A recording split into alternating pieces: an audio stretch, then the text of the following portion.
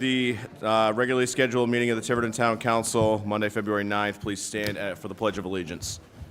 I pledge allegiance to the flag of the United States of America and to the republic for which it stands, one nation under God, indivisible, with liberty and justice for all. Madam Clerk. Councilor Comito? Present. Councilor Burke? Present. Councilor Janick? Present. Councilor DiMederos? Present. Councilor Edwards? Present. Councilor Paul? Present. Councilor Perry? Present. All present. All right, thank you. First item on the agenda is the consent agenda. Would any councilors like to remove any of the consent agenda items as listed? Councilor Janick. Did you say me? Yes. Yeah. Item D1, D3, D4. Any other councilors? If not, I'd like to entertain a motion to approve the consent agenda minus D1, 3, and 4. So moved. Motion been made, seconded by several, seconded by Councilor Perry. All those in favor? All right, Councilor Janick, D1. D1 is a letter from the Rhode Island DOT talking about projects that were approved. There are 4 projects in the state of Rhode Island. 2 of them are Tiverton, and I just want to, as an FYI for our taxpayers, that location 1, and this is to be completed by 2027, so it's still a little, we have some, can start on, it was issued on October 9th, 2025, and the project substantial completion date is 2027. Location 1 is Boogamosh Road at Crandall Road and Stafford Road. And location 2 is Main Road at East Road and Neck Road. And it's talking about traffic and signal works and installing new signs, all kinds of pavement removal and realigning field roads and whatnot. So just so people know that that is up and coming.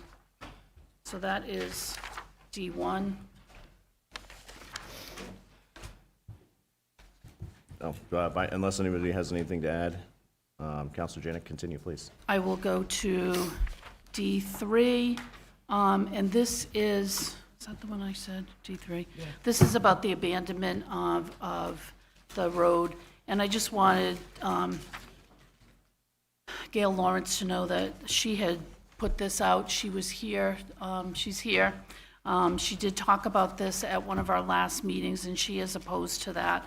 And there are other members of the community who are opposed to it, so just to put that out there. And D4 is trash barrels. And since we've had this on the agenda, I've received numerous phone calls, numerous letters, numerous texts. I have too. About the trash, and it is on our agenda again tonight.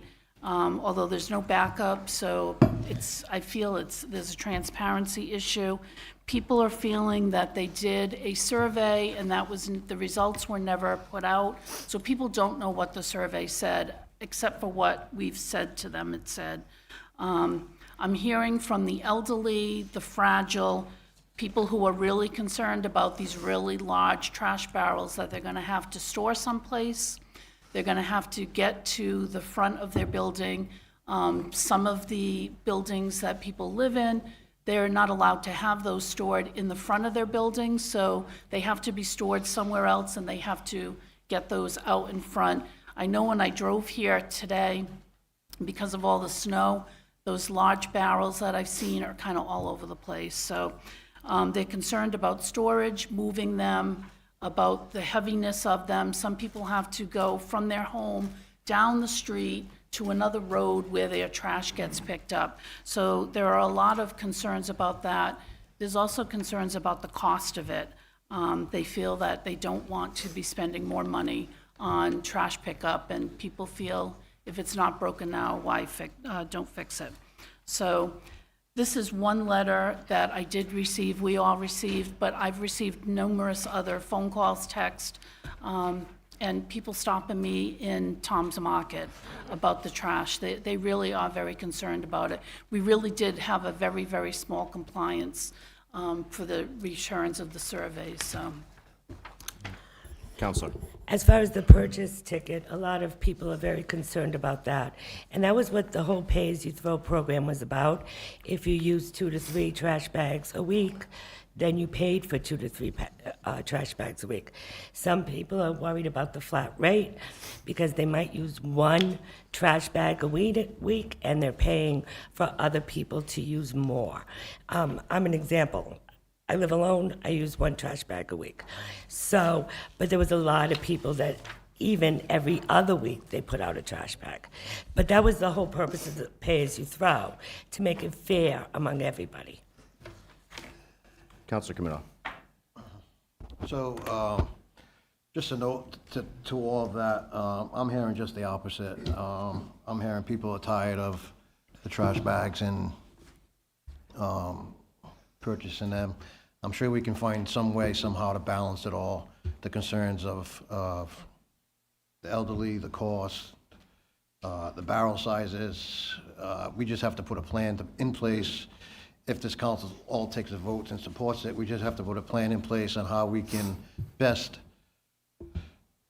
fit the program for all, not just certain individuals. So I'm hearing just the opposite, so thank you.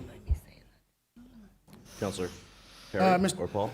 Mr. President, I just want to echo Councilor Comito that I'm hearing nothing but the opposite as well. I would also say that if anybody's going to say that they received texts or emails, I would ask that those go on the record, only because I've gotten one. So if my email's not working, I would like to see emails that the other councilors are getting. Do we have to do that, Mike? You mentioned it. Communications between the council elected member and a constituent are not subject to the open meeting, opera law, but if you obviously, Unless mentioned in a public meeting. well, We're not. they're just mentioning they received them, but they're not actually presented at the public meeting, so, but you're certainly free to do so if you felt the need to do, but you're not obligated, so. Counselor Perry. I concur with the 2 councilors that just spoke. I'm getting nothing but positive feedback. I haven't gotten one negative feedback from anyone yet. And as far as the survey, I believe it was posted. Am I correct, Mr. Administrator? It was posted on social media. Yes, it was. All right, thank you. So the survey was posted. Thank you. Can I just add, last but not least, this agenda item has one fraction of it is the potential policy decision amongst this board to go to that system. It's simply to go out to bid. That's all it is. If I could just. So if I could just add, and I appreciate you pulling this letter off, Councilor Janick, but I do think us debating the merits of one version of trash collection versus another is extremely premature at this point. I mean, I, for one, haven't submitted to the council anything for backup on what my preference would be. So I think it's a bit unfair for us to try and front-run the debate when we haven't had an opportunity to even have that discussion as a board.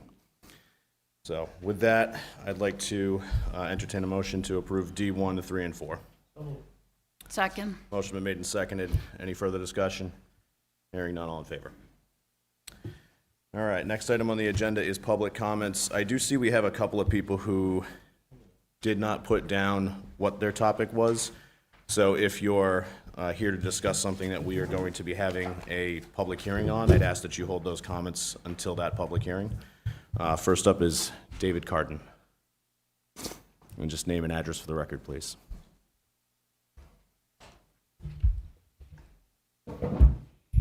I'm David Carden at 4100 Main Road. Thank you for the opportunity to address you this evening. I can talk later. I want to talk about process, and that may fall within the categories of the later agenda items. The reason the issue of process has come up is because of those agenda items, particularly the August 12th hearing. I realize I come late to that discussion, and I'm quite aware of that. But I'm also aware of how close we came on August 12th to adopting an ordinance that I think could have done serious harm to the town. And I think as a consequence, the process by which we got to that place is important for us to consider. You can't talk about that process without actually talking about the issues inherent in what is today the abandonment of the paper road and previously the question concerning the zoning change. But I will defer to the president and the council if you want me to talk later about this. I do think it informs not only what happened with regard to August 12th, but in my view, just what ought to be happening on this council on many issues as they go forward. So maybe what I ought to do is go through some of those process items, hopefully be beneficial to you. I mean, no criticism. My hope is to try to help in some respects. I was very gratified when I watched the video of August 12th that Chairman Edwards mentioned the solar ordinance, in which I had a part, working with several of you up here. And without going into great detail about that, I can say that the solar ordinance was a near miss for this town. As the president observed, we came very close to adopting an ordinance that would have allowed clear cutting, that would have allowed solar panels on front yards of people's homes.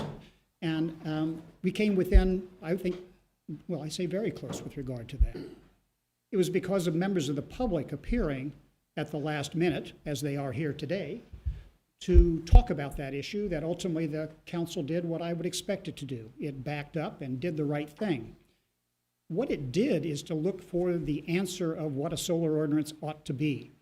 It did that in a variety of ways.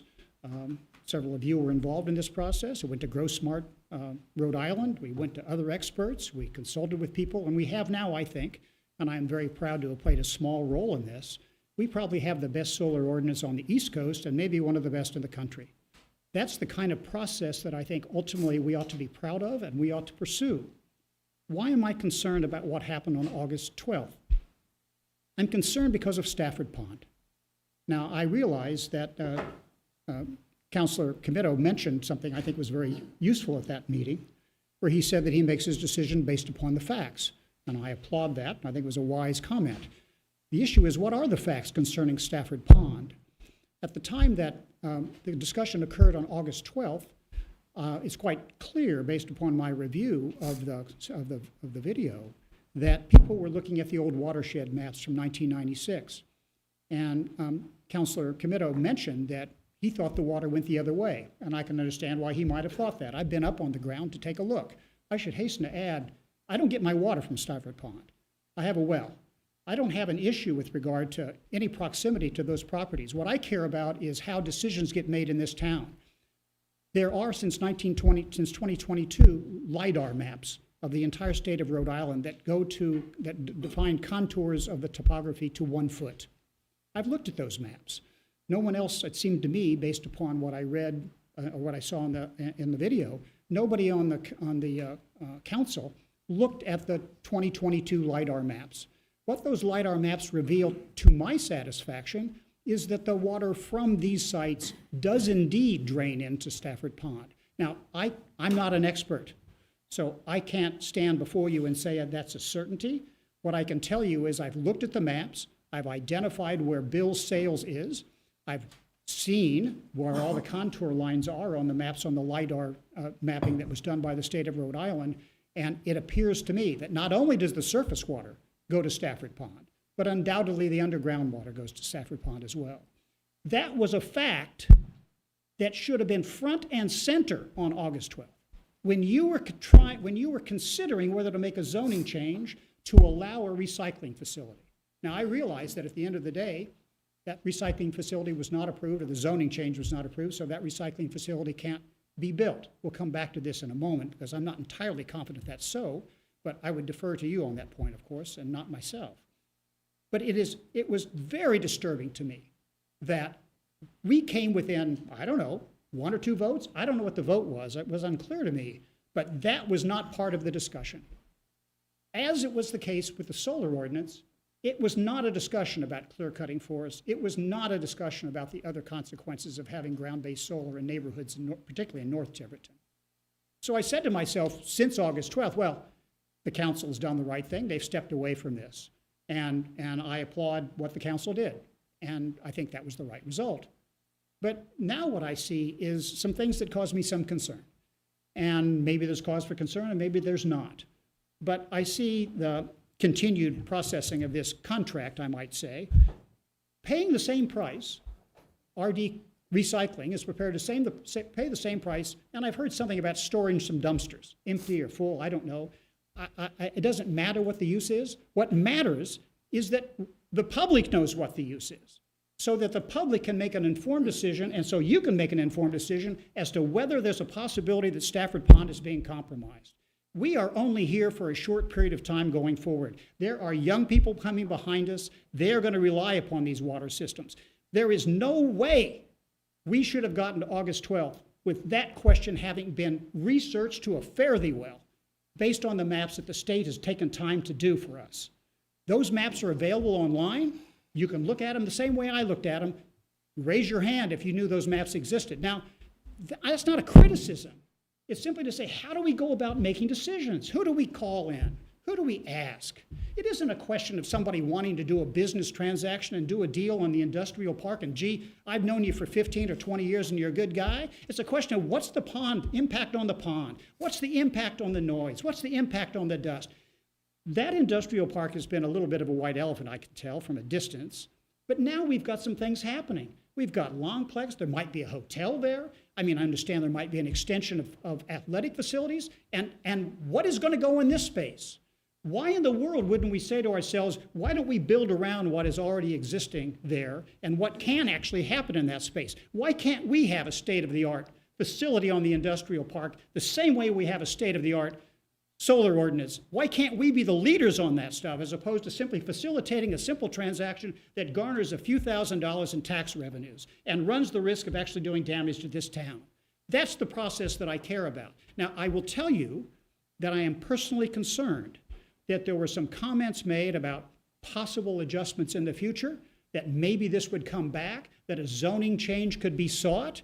The fact that that could happen, I will tell you, I'll be sitting on a post waiting for that to happen if it does. And I'll remember this conversation because I've been told this evening that won't happen, but I don't believe that's entirely the case, not because somebody thinks that it will, but because I've seen the way things work. You don't pay $267,500 for a piece of property to stir some dumpsters if what you were going to do with it was build a recycling facility. And you might just sit back and wait. I'm not accusing anybody of anything, but I am saying it gives me a little bit of pause as to why we don't know what that property is going to be used for. Now I see, by the way, that there's an addendum that mentions this nominee, and we don't know what the nominee does. But said simply, the transparency that we need is to know, why are you selling this property for this amount? President.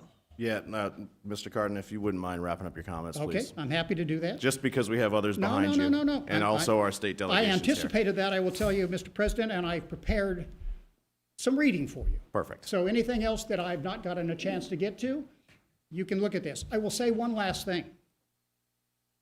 Now, I was a lawyer for 50 years, and I got my license back recently because of some things that are happening in this country that I don't like happening. I'm not lawyering the situation, but my view is you don't have a contract with RD Recycling. Now, I think you do, and that's fine, and maybe you do. But at the end of the day, that addendum came too late. The contract is express on its face that it had to be in writing and signed by both parties. You can't do an as-of date. You can't backdate it. You cannot resurrect a contract. You can enter into a new one. And indeed, you can fix everything that needs to be fixed. You can start a new contract. But the one that you've got, I think it's not a contract. I might be wrong, I might be right. You've got able counsel to tell you the answer to that question, and he might think that you do. But I will tell you, members of the public, I don't think you do. And if you don't, my request to you would be, why don't you think about what you could do with that property that would actually put us on the front lines of progress in the world as opposed to the back foot? And I think you've got an opportunity here based upon what's happening on that property. And I would ask you to consider that. I would say as well, as a simple legal matter, if you get rid of this paper road tonight, you will be violating the subdivision regulations, no question in my mind, because at the end of the day, there is no merger of those properties yet. You know the answer to that. You can also fix that. But the fact is, the moment that you approve the removal of that paper road, lots 4, 6, 7, 5, and 6 will be landlocked and be a violation. No way to do business, no process, the way a council should do business to actually violate the town's own regulations. Thank you very much. Thank you. Mr. Jobin. Mr. Jobin, is he here? Oh. Mr. Jobin, is this related to the abandonment? If so, I'd ask that you hold your comments until, thank you. Next up, we have Ms. French on items 9E and 9J.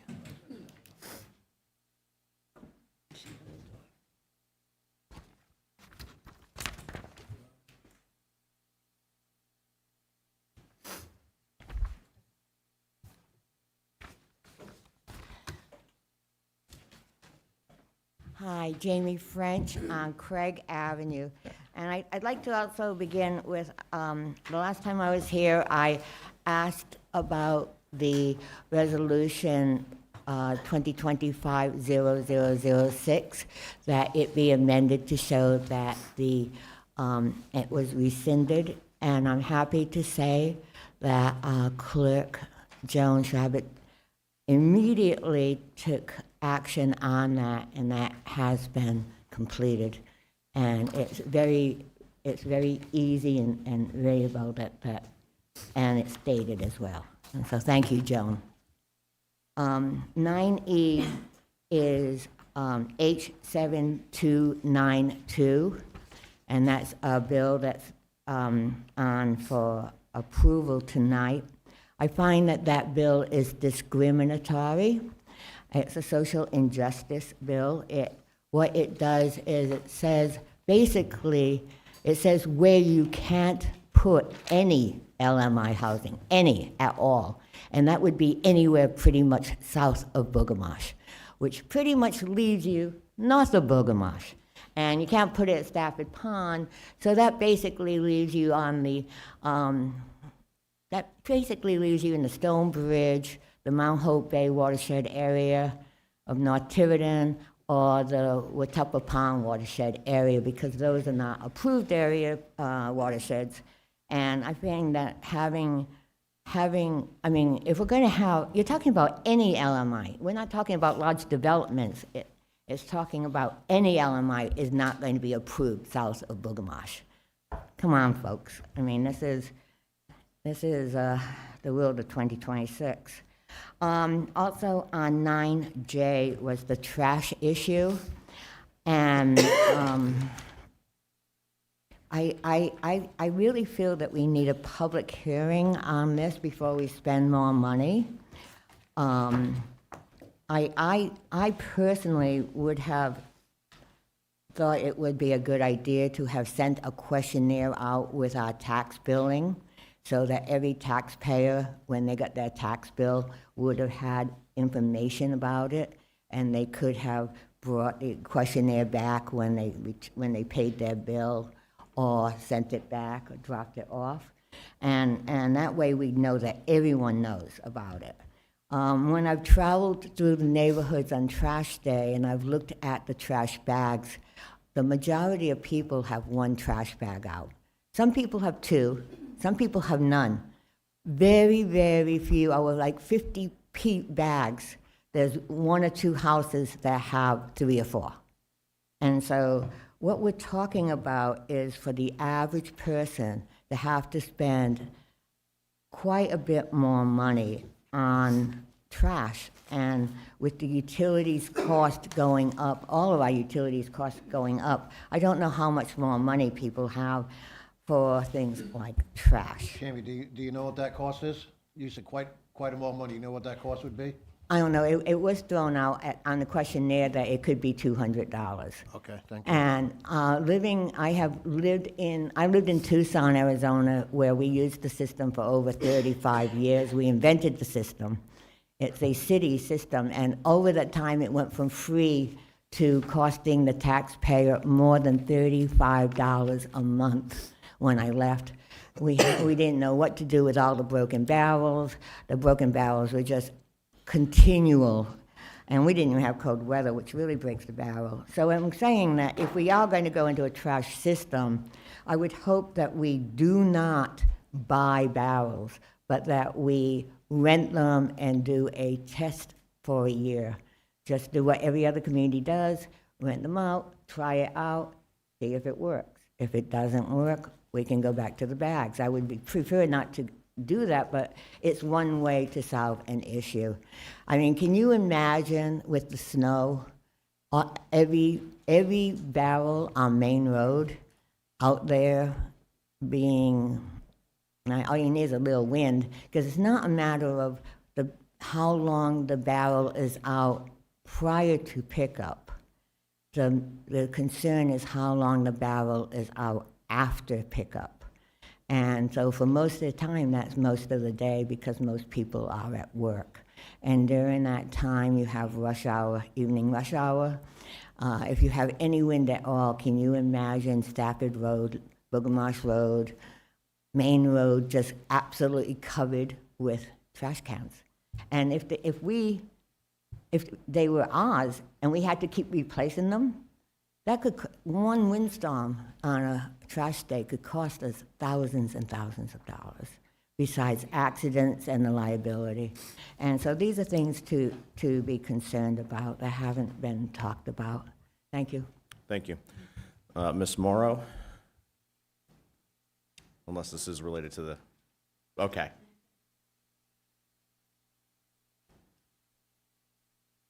I see Senator Felix getting antsy. He wants to get up and speak, so. See all of you now. All right, so I want to just bring up paving.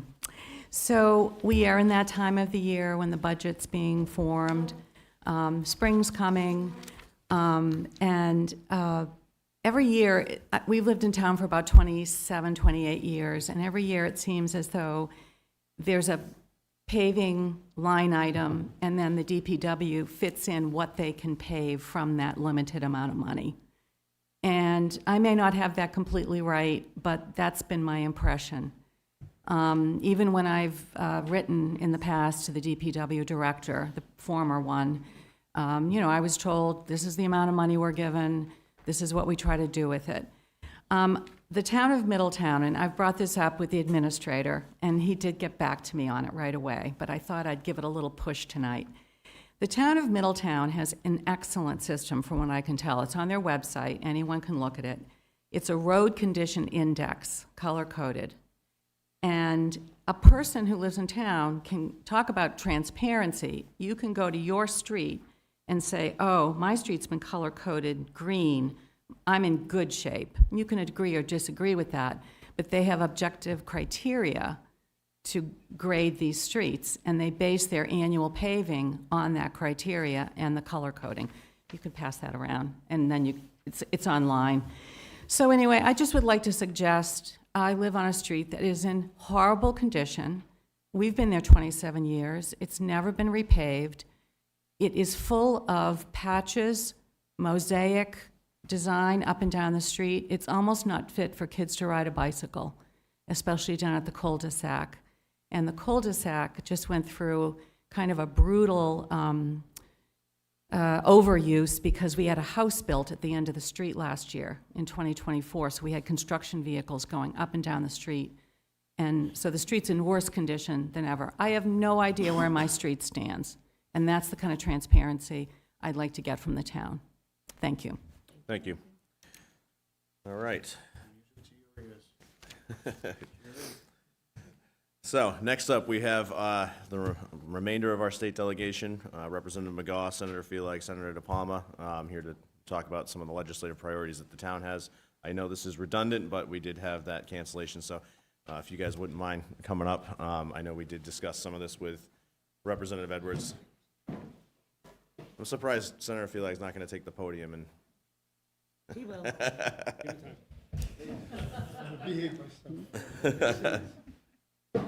It's famous last words when you say, "I'll be short," you know?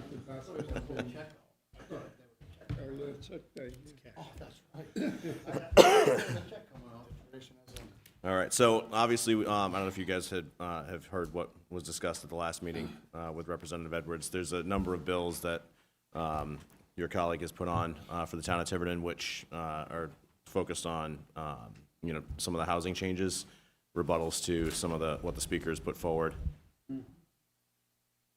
I guess the question is, are those the same bills that were submitted last year? Yes, sir.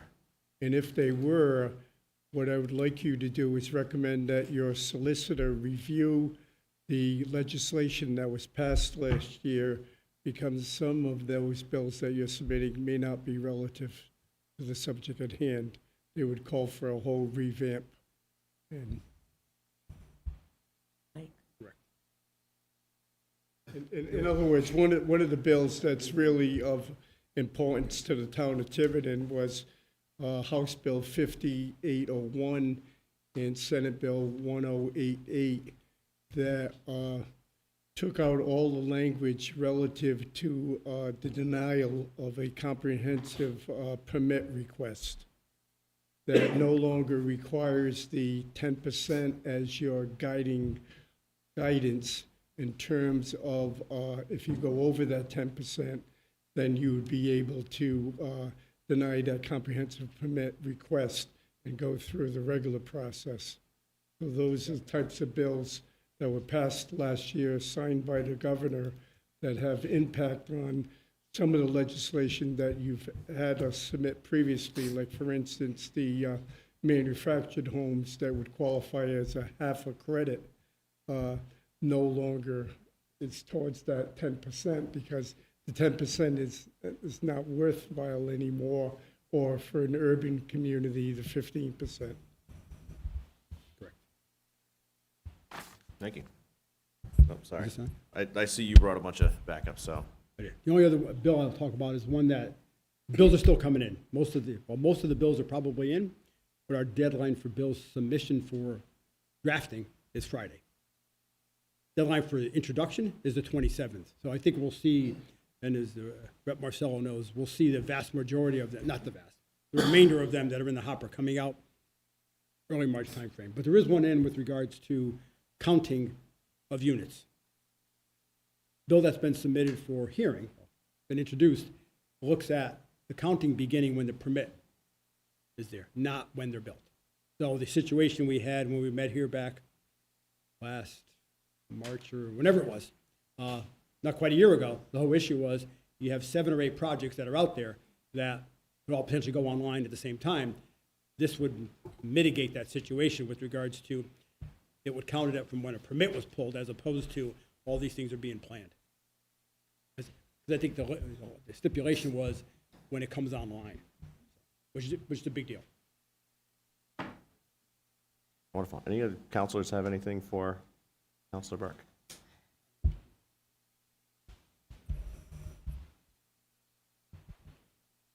don't know if I can get that. I don't know if it's on. I would just add an additional bill that I am working on with Rep. Speakman. I had some conversations with Tiverton officials in the previous sessions about their concerns related to waste treatment, on-site wastewater treatment. And so Rep. Speakman and I are working on legislation, and it was recently submitted. You may want to follow it. It's H7423, but basically we're looking for statewide planning to do a reporting analysis on current systems that evaluate waste treatment systems, in particular how that would relate to some of these dense housing requirements, making sure that what we are doing as a state to evaluate waste treatment in regard to housing is efficient and adequate. Thank you all. And Senator Feelag, I appreciate you bringing us up to speed on that piece that we may have missed. Representative McGaugh, I want to also personally thank you for you and your sister legislators going to Minnesota. Because it's beyond heinous what is happening out there, and the more people we have in positions like yours that witness it personally, the better off we may be. But in terms of legislation, near and dear to my heart is short-term rentals. I'm really hoping that something can come out, because our solicitor believes we need enabling legislation to put more meat behind enforcement of short-term rentals, so that I've certainly heard from many, many people about the damage they see it doing to their neighborhoods in town. And for me, a short-term rental, while it may be in somebody's home, and that's great, and I think we can carve out some pieces there, but at the end of the day, it's still a business that impacts neighbors. It's not a home business like a consultant who, maybe on the phone all day or on the computer all day with their clients. It's a business that impacts their neighbors, just like a hotel or something like that impact. Even a Airbnb, there are set rules for those too. I'm sorry, a regular B&B. So that's important too. And I also ask you to look at number 5 there, the statewide school transportation. Yeah, I'm If you sorry. could, just before, so several cities and towns have enacted legislation to address short-term rentals. I can speak for Middletown, since we helped them with regards to, we didn't have to enable that, but what they ended up putting in place was a go-forward. It was hard to take, I don't think they could take away what already existed. From a go-forward perspective, it's, you must, I don't want to say owner on the premises. Otherwise, you can't do it otherwise. What was already existing, they couldn't turn the clock back for what somebody had, but certainly going forward. So the council here, Tiverton, can do, I think, other options cities and towns have done. Clearly, in the case of Middletown, that's been on the books now for, I don't want to say it's a year or more, but that does exist. That requires the owner to, I don't want to say owner occupied, but be on the premises. So you can't just have a house that you purchased and you're not living on the property. If I might also add to that, yeah, I would look at what some of the local towns are doing. I know Little Compton just passed their short-term rental ordinance as well. In regards to what is happening on a state level, I will tell you that we do have a short-term rental commission that is continuing to meet, and my understanding is that there's going to be another meeting probably in the next couple of weeks to a month, where they're going to be meeting with local towns that have passed ordinances to get a sense for what local communities are doing. I have had conversations with people on that commission because I know that this council is looking for some guidance.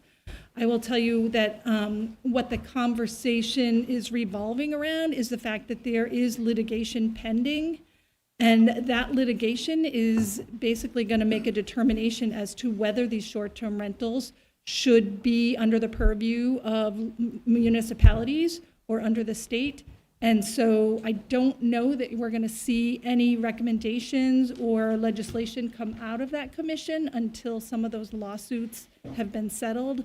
So I'm just kind of throwing that out there so that the council is aware of where that commission stands and why it might be prudent for you to look at what other municipalities are doing so that you can act in the interim until some of those lawsuits are Well, settled. but I think that litigation is the piece that roadblocks us from our solicitor's perspective, at least, because the barriers from our perspective, is not having the language in the state, at the state level, that would enable us to do something on the local level. Otherwise, we get involved in litigation, highly potential. So I would urge that something does get put on the floors this year and does get enacted that gives the cities and towns clear structure as to what and how they can do this. Thank you for that. So the case before the Supreme Court, from my best understanding, has to do whether a city or town can regulate it through their zoning ordinance. And I think it comes out of Exeter. We take the position that, yes, we can, and we do not allow short-term rentals because our zoning ordinance does not allow it. What we have tried to do, and I think that even the council of that commission indicated and agrees with my position, which was a little unorthodox at the time, Tiverton tried to licensing these short-term rentals, issue a license, basically a permit. And there are, as you know, in order to issue a license under the state of Rhode Island, you need General Assembly authority to do so. And that's what we were looking for in the legislation that was introduced a couple of years ago. So even though I agree 100%, and the Supreme Court will decide whether they can do it by zoning, but the issue is, assuming they are allowed to be done by zoning, then other tools that the city or town might need, including a license, which would allow, like, a yearly inspection, different type of fees and whatnot. Those are the kind of things that we're looking for. But I get it, it's kind of tied up in the courts right now, but there was legislation introduced that would specifically allow cities and towns to issue a license in part of a short-term rental, irrespective of the zoning. And my last piece, number 5 on our agenda, statewide school transportation funding. There was a commission a couple years ago, I sat on it. There were some good recommendations in that. Didn't necessarily go as far as what some people wanted, but there's always compromise. So I would ask that you look at that and see what can happen that can help reduce the cost on cities and towns for transportation for special education, private schools, other transportation that they're required to provide, and we pay for. The report that just came out from the Rhode Island Foundation, and it's unclear where that's going to go, to what degree it's going to go. It just came out, there's a lot in there. Talked about statewide transportation, how to figure that into the funding formula. But you're right, Mike, we served a group together to look at how to address out-of-district placement for students that need to go, especially in light of Every Student Succeeds Act, over and above what was in No Child Left Behind, where you might have a child from Tiverton that's in a group home in, I'll say, Woonsocket, that you are required to bus that child back to. Yes, that's, I thought you were going to go to number 4 when you talked about short-term rentals. Oh, no, that's So we can do that when we get there. Any other members of the council? Senator Feelag, if you would be so kind, I know our other state representative put in some legislation to allow the different tax classifications that is related to number 4. That was the bill, I believe there was a mismatch in the language for allowing a class 5, so we could put mobile homes into class 5 and tax them separately from class 1 entities. So I know that bill is, I can tell you which one it is here. House 7298. Do you know who has that? 7298? 7298, yeah. We can check. Because you can, I'll go back to Middletown again now with regards to what they were able to address, tying back to the short-term rental issue with regards to, it's a business. No one should disregard, think it's anything other than a business, that there's a multi-tier tax rate. Owner-occupied or another home that you have that's rented year-round. Because in case of the island, I'm sure here as well, folks from the Navy, NOAA, Coast Guard, another 1,300 folks are coming to this over the next 4 to 5 years. Wanted to ensure that if you're going to rent your house the entire year, you can get that break as well. So we have that now. So if it's an owner-occupied house, you have a tax rate here. If it's not owner-occupied, you have a tax rate here. So to help balance out some of those things that may manifest themselves from a short-term rental perspective. If it's rented year-round, there's no issue. Wonderful. Anything you That- guys, Councilor Janick. That was in Middletown, you said?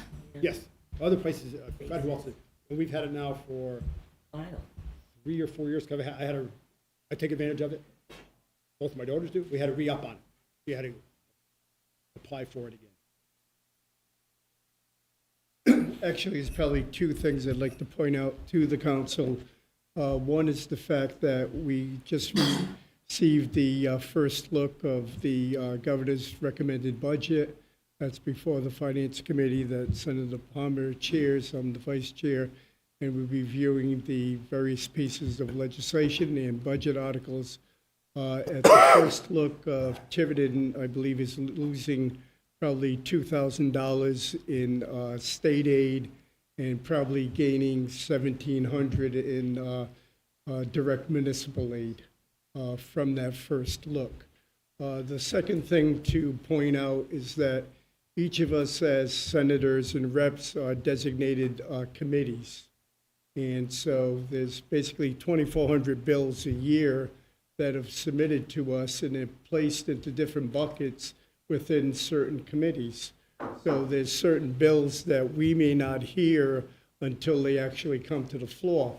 And so I think it'd be prudent of you to recommend to your department heads, whether it be in the tax assessors or the fire department or the police department or whatever building officials or whatever department that sees bills that are detrimental to the town of Tiverton, to point those out to us so that we can try to stop them prior to going to the floor, modify them, or by the same token, if there's bills that you feel that are beneficial to the town of Tiverton, then let us know about those bills also so we can put it on our radar. Thank you. One piece about education aid, a count's done in, I think it's October, and we do another count in March. And education aid is based on students and Cs, as well as the high-cost special ed, which we brought that down a little bit, still nowhere near how it impacts cities and towns. One of the cities and towns that represents has a child that was about $575,000 in that vicinity. And the child needs that, town's providing it, the state reimburses very little. And the biggest aspect of our budget, naturally, is the human services. Because when you talk about a $14.8 billion budget, 45% of that budget is for human services, and the other 25% is education. So that's 70% of our budget is in those two buckets. So follow-up question for Senators DePalma, if you like. If we have some bills in, that are already in on the House side, when would you be willing, would either of you be willing to put in the companions on the Senate side? And if so, when can we get those matched up and in? Yeah, as soon as you can. In other words, if you still want the original 12 bills that Representative Edwards put in, and if they're the same as last year, we can have those tomorrow to be redrafted within our deadline. So just let us know sooner than later, because our date is Friday. Not only Friday, but I think it's Friday the 13th. Councilor Perry. Thank you for coming tonight. I have one question on school aid. If the budgets are completed, both state and town, and let's say in October, a new student comes into your district that needs special ed, can we go to the state and apply for more? No. We can't. The short answer is no. It's based on the budget that's there, and we move forward from there. There's been discussion with regards to, is there a way to smooth that out? So that you take a look at 3-year running average. There's been some recommendations that we look at special ed, some of the districts I represent, and make that a pooled account, similar to, I believe, Tiverton's part of the trust with regards to your. It's going to be one of those kind of nights tonight, I guess. What happened? Always that side of the room. Do we still have audio? Yeah, we do. Okay. So with regard, That was me. I thought somebody was mad at this. I forgot where we were. Oh, with regards to special ed, basically creating a risk pool. Like the town of Tiverton has employees in the municipal side of things, the pool. You have teachers in the school system in a risk pool. And you're all part of a larger pool. The cost for Tiverton are going to be the cost different than the cost for Little Compton or Bristol. It's all based on your risk and your population. But the costs come down because you have a larger pool to do that. No one's really been discussing that much, trying to figure out how to get there, because I suspect if you're looking at your special ed costs 1 year to the next, and they need, those children need those services. One of those that has gone up precipitously in comparison to everyone.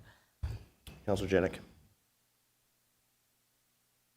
Just to tag on to the special ed, so the kids with special needs, if, say, there's a family with children in Warwick and they budget for them and then they move partway through the year, Warwick still has those dollars, but now they're in Tiverton and we have the cost but not the dollars. So some kind of a pool would be helpful. That's, like I said, that's in its infancy. I've discussed it with some other folks, that something the state could look at and should look at, because a few students can have a significant impact, One could. especially One. on smaller communities. Right. Like and in Tiverton. Because there are some kids who are really high cost, so. One of the other things, the budget, the governor did talk about possibility in the budget, because obviously the schools are always a big concern. They're the biggest portion of our budget, and rightfully so, but the governor did mention something about taking the transportation cost out of the town's budget and the teachers' pensions, the retired teachers' pensions, and putting that somewhere else so that it wouldn't hit the towns. And if that's something you could support, that would be helpful also. Anything that we can pull out of our town, so that we can use the dollars we have, obviously, to educate our kids. Councilor Perry. I just have a follow-up to Councilor Janick. Maybe we could put in some kind of legislation that the money follows the child. Like she said, if they're coming out of Warwick to Tiverton, or, Portsmouth to Middletown, I don't know if you could do that, or... They sort of do next year. The issue becomes not just take special ed, you would take everybody. The entire 145,000 or 50,000 K-12 students, I think there is, roughly that number like that. You'd have to do it for everybody. Right. It just, Well, That might be the- That might be the answer, you know? Actually, that sounds like a pretty good idea. it just, Yeah, and I appreciate that candor, that yes, it does effectively follow them next year, but for the town of Tiverton, where we had a $1.2 million budget overrun in our school department last year, that they still owe us money for, obviously, the money's a sensitive subject for us. it could be having sat where you are, not as a council president, it could be that you lost students. So guess what? That money's going to go with that child. So if it was this number, it would be even higher because those, right? It's one of the, that's why one of the thoughts was to look at a 3-year running average. The numbers will manage themselves over a few years as opposed to a spike of 1 year. Right? To follow up on this, it kind of follows the child now, because if we lose 20 students to Portsmouth, they increase their enrollment, and they're going to get the money for it, even though they live in Tiverton. One of the things that you have to be aware of, or cognizant of, is the fact that you now have CTE programs Right. that students are going to be having more flexibility in terms of what town they actually want to be educated based on the CTE program that they select. Same thing with sports. You know, they want to go to a Class 1 school, basketball team or football team, so they'll leave Tiverton and go to Portsmouth. Just one more follow-up. Senators Dupont and Feelig sent you an email with a breakdown of the bills that were put in specifically for Tiverton. So you had just now. Okay. So you have them. We'll get them. We'll split them up. Perfect.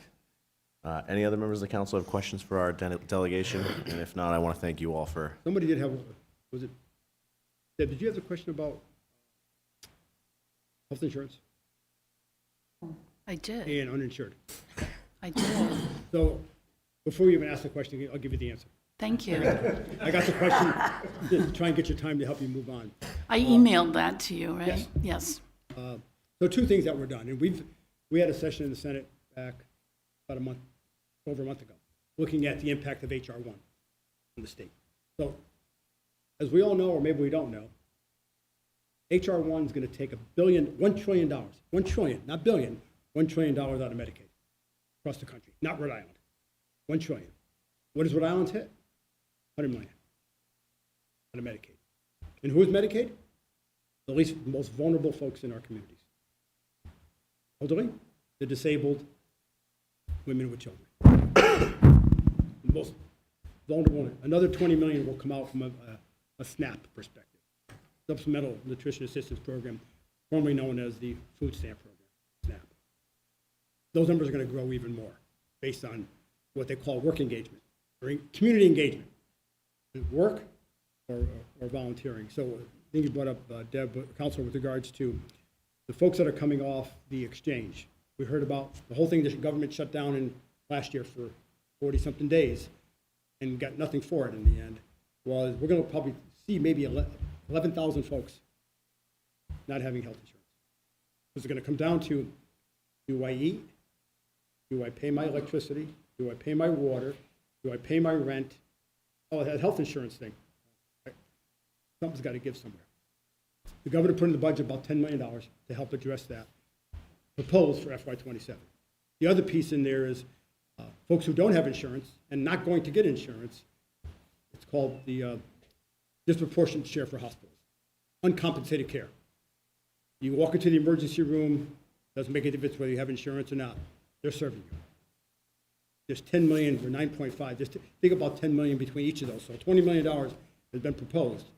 10 million for the advanced premium tax credit subsidy kind of thing, so you can get some insurance.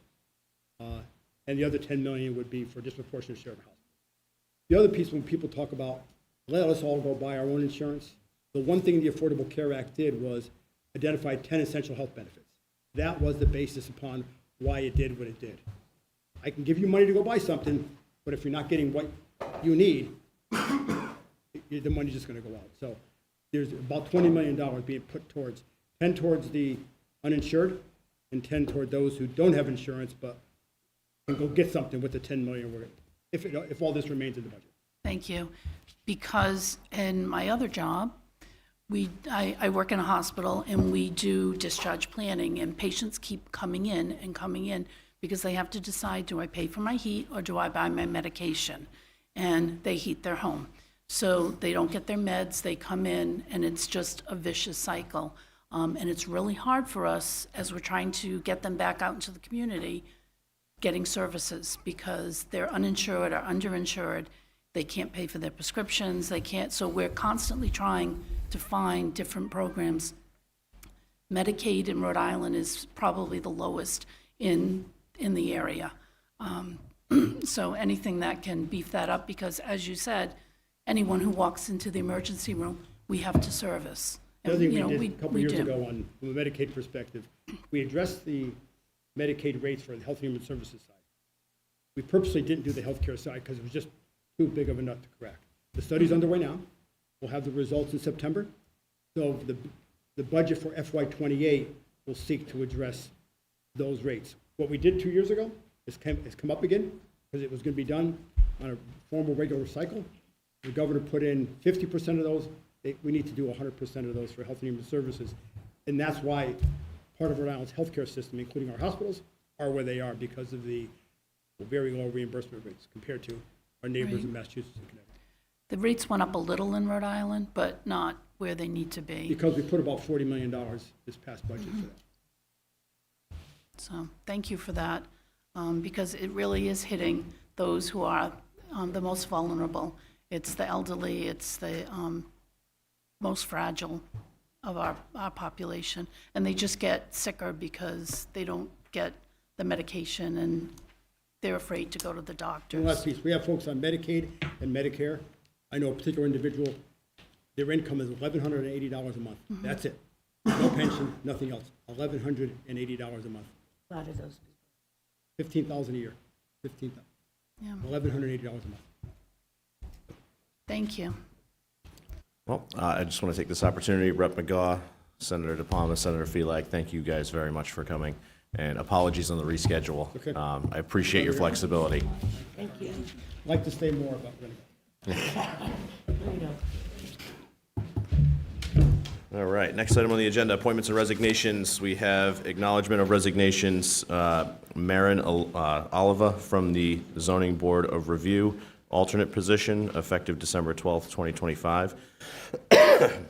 And Robert C. Martin from the Historical Cemeteries Commission, effective February 2nd, 2026. I'd like to entertain a motion to, and I'll read the resolution afterwards, to accept their resignations with regret. So moved. Second. Motion been made and seconded. Any further discussion? Hearing none, all those in favor?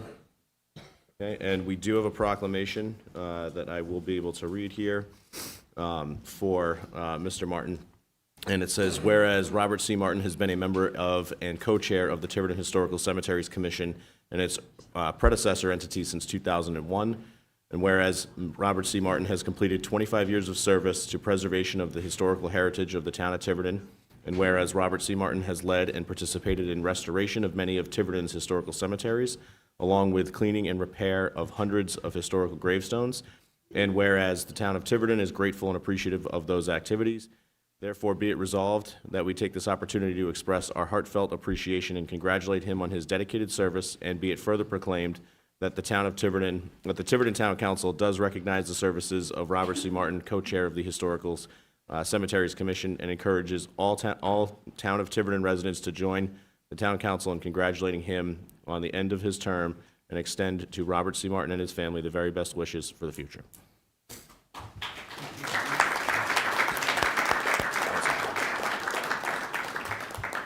All right, next up, we have Open Space and Land Preservation Commission, 9-member board, 3-year terms. We have 1 vacancy and 1 applicant, Michael J. Kavanaugh, 43 Penny Pond Road, requests Mr. appointment. President, excuse Yes. me, I couldn't get my microphone on in time. But I just want to mention that, with this proclamation here, the work that this group does is unbelievable. I got to witness it this past summer. the amount of work that they do with such a small group, and it's amazing what they've done to our historical cemeteries to bring them back. And like I said, it's such a small group, and the budget increase that we gave them last year, they must have got 4 cemeteries. I'm gonna have a list, and I've tried to get this on the agenda before, but I'm gonna have a list pretty soon of exactly what they've done this past summer. The work was unbelievable. So I just want to give them, the entire group, just a little recognition. Thank you. Thank you.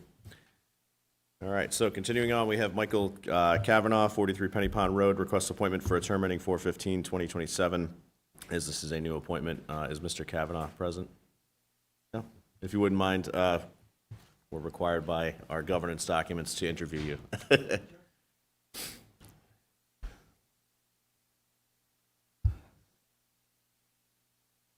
Your choice.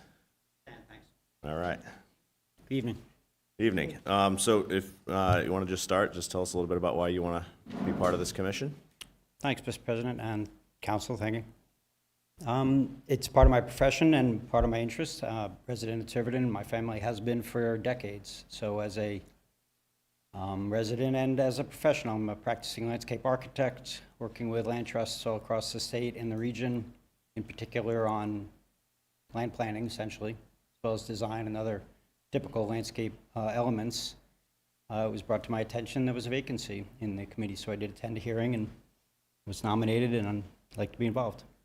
Wonderful. Any questions from the council? Councilor Burke. Not a question, but I do appreciate you coming to the last open space meeting and providing really good input to them, so Thanks I for look having me. forward to you being on there. Very good, thank you. All right. Any other questions from the council? No? If not, I'd like to entertain a motion to waive our appointment policy and appoint this evening. So moved. Motion been made and seconded. Any further discussion? Here, yeah, to waive, yes. All right, hearing none, all in favor? Okay, now I'd like to entertain a motion to appoint Michael J. Kavanaugh, 43 Penny Pond Road, to the Open Space and Land Preservation Commission for a term ending 4/15/2027. So moved. Motion by several, seconded by Councilor Perry. Any further discussion? Hearing none, all in favor? Congratulations, and thank you for stepping forward. Thank you very much.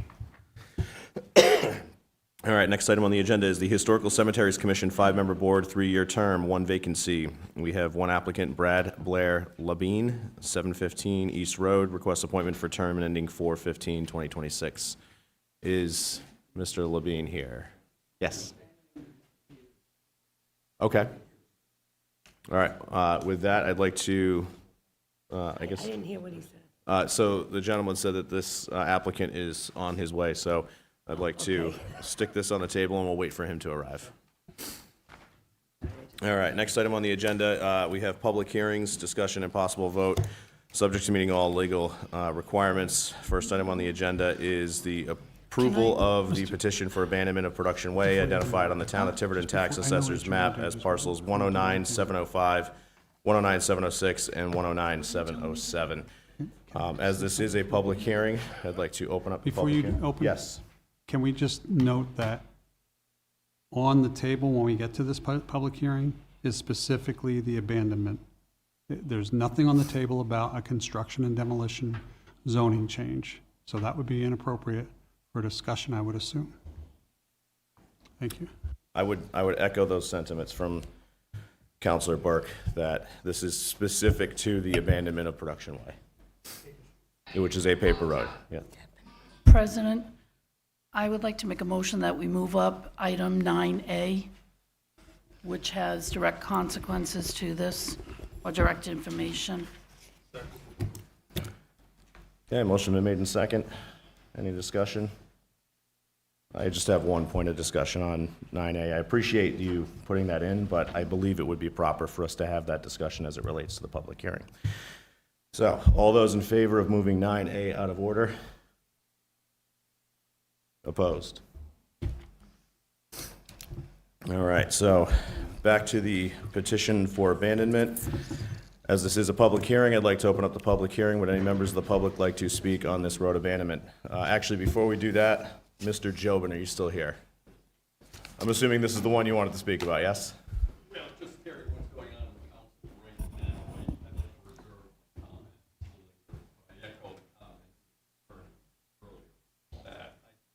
You need to If, come out. yeah, if you're, just if you wouldn't mind approaching.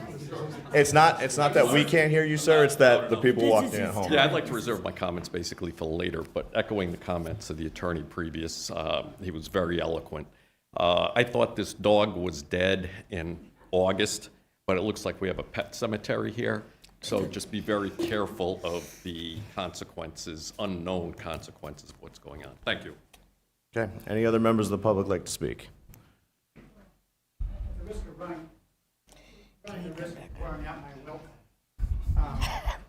I have about 2 minutes only. I said before I wouldn't lawyer this situation, and I'm not going to lawyer it. It's been a long time since somebody called me a lawyer, so thank you for that.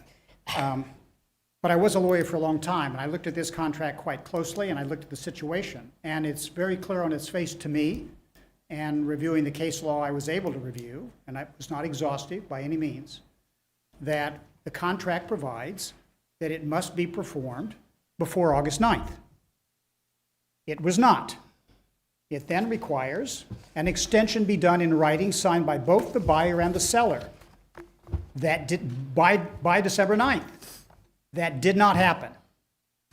I know that did not happen because today at 5 o'clock, I got the addendum that professes to extend the time period. It was signed on January 6th. Too late. You cannot resurrect a time period. You cannot as of a time period when the contract expressly says it has to be extended before, in this case, December 9th, signed by both parties. Now, we can call that a technicality. You can do a new contract. I understand that. I'm not trying to stand in the way of that process. But I'm not, Counselor. Sounds like it. Well, let's talk about that just a little bit, all right? I'm trying to propose a process be done that is careful on the law, that is careful on the facts. And in this case, neither was the case. Now, there's a lot of reasons that happens. But in any event, all I'm trying to say right now is you can go ahead and vote on eliminating the paper road, but you would be doing so with the premise that you have a contract. If you do not have a contract, which is my position right now, but as in, I'm not lawyering it, I'm not deferring it. I could be wrong on that point. But if you do not have a contract and you eliminate the paper road, then you would be violating not only your zoning, your subdivision regulations, but you would be taking an action that's first off unnecessary, and you don't know what's going to happen by way of the future contracting period. I am not trying to get in the way by any means about the sale of this property. All I care about, it's sold to someone who's going to use it for a purpose that doesn't do harm to the public. And right now, I don't know what's going to happen on that property, and if there's anybody in this room that does know what's going to happen on that property, raise your hands. Mr. Carden, your comments up this way, sir. I do know. Thank you. I'm sorry, Ambassador, I should have used your No. proper title. David is just fine, quite frankly. I'm David here. I care about this a lot because I found a home here and I enjoy being here. And I think your solicitor will tell you, for those of you who have not dealt with me, when I've been asked to be helpful, I've tried to be helpful. I'm not being critical. I'm truly not. I'm simply trying to say, let's do the hard work we need to get it right. And if there's any way I can help do that, I'll always be here to help. And there's some things I can do, and there's some things I cannot. But in this case, I believe in something that I have to offer, and I'd like you to listen to me with regard to that. But that's your privilege, because you have the chair and I do not. Thank you so much. Thank you. Thank you. All right, any other members of the public like to speak on this topic? Ms. French, I'm not surprised. We should put her like at a table. Ms. French, we're going to have one of the front row seats Yeah, reserved you're for gonna you. have to sit there, Jamie, from now on. All right. Okay. Miss And, okay. Jamie French, Craig Ave. French, I live on Craig Avenue. I read the P&S, and it made no sense to me because the C&D was voted down, but it's still in the purchase agreement. And so when I read it, I was like, It makes no sense. Anyway, parcel 705 abuts our watershed reservoir. And I have concerns about the clean dumpster contamination, where it will be cleaned. If they're cleaned on site, there's potential for PFAS with any kind of cleaning or degreasing agents. There's going to be materials stored in the shed that could cause contamination. And with the property adjacent to the watershed as it is, I have some real issues that we don't know where the alluvial water goes, if it goes toward the streams or if it goes toward our drinking water. So I would hope that, I think that this whole issue should be referred to the Conservation Committee for them to have a review of it and to have a discussion and to talk about this as well. This is something that hasn't been really put out there to the other groups that should have a say. Thank you. Thank you. Any other members of the public like to speak on this road abandonment? Ms. Ephraim.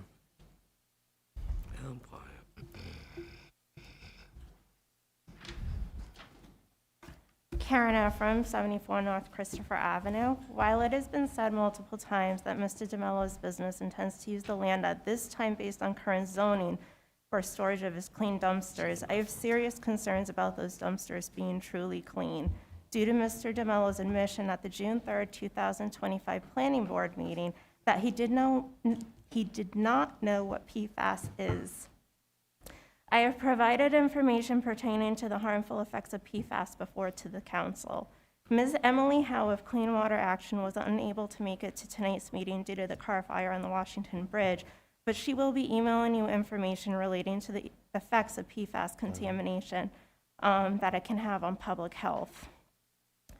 On August 12, 2025, I provided this very council a copy of Rhode Island General Laws 46-15-3-1.1, legislative findings pertaining to public drinking water supply system protections.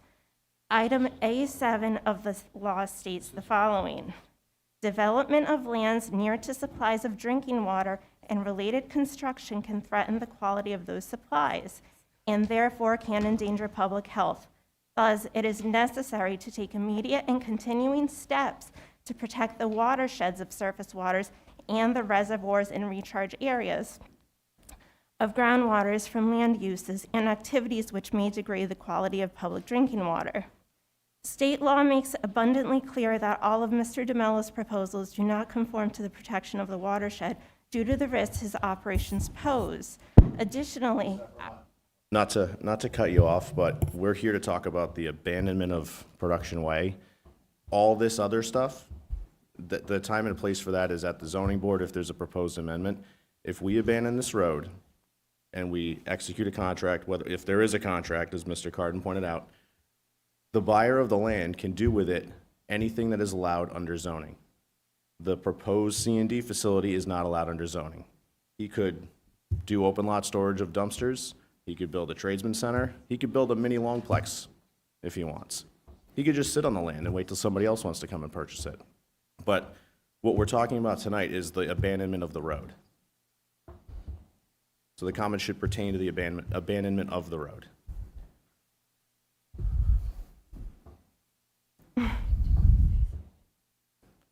with all due respect, this does relate to the abandonment of the road, because if you continue with the sale and the abandonment of that road, you will be affecting the watershed negatively.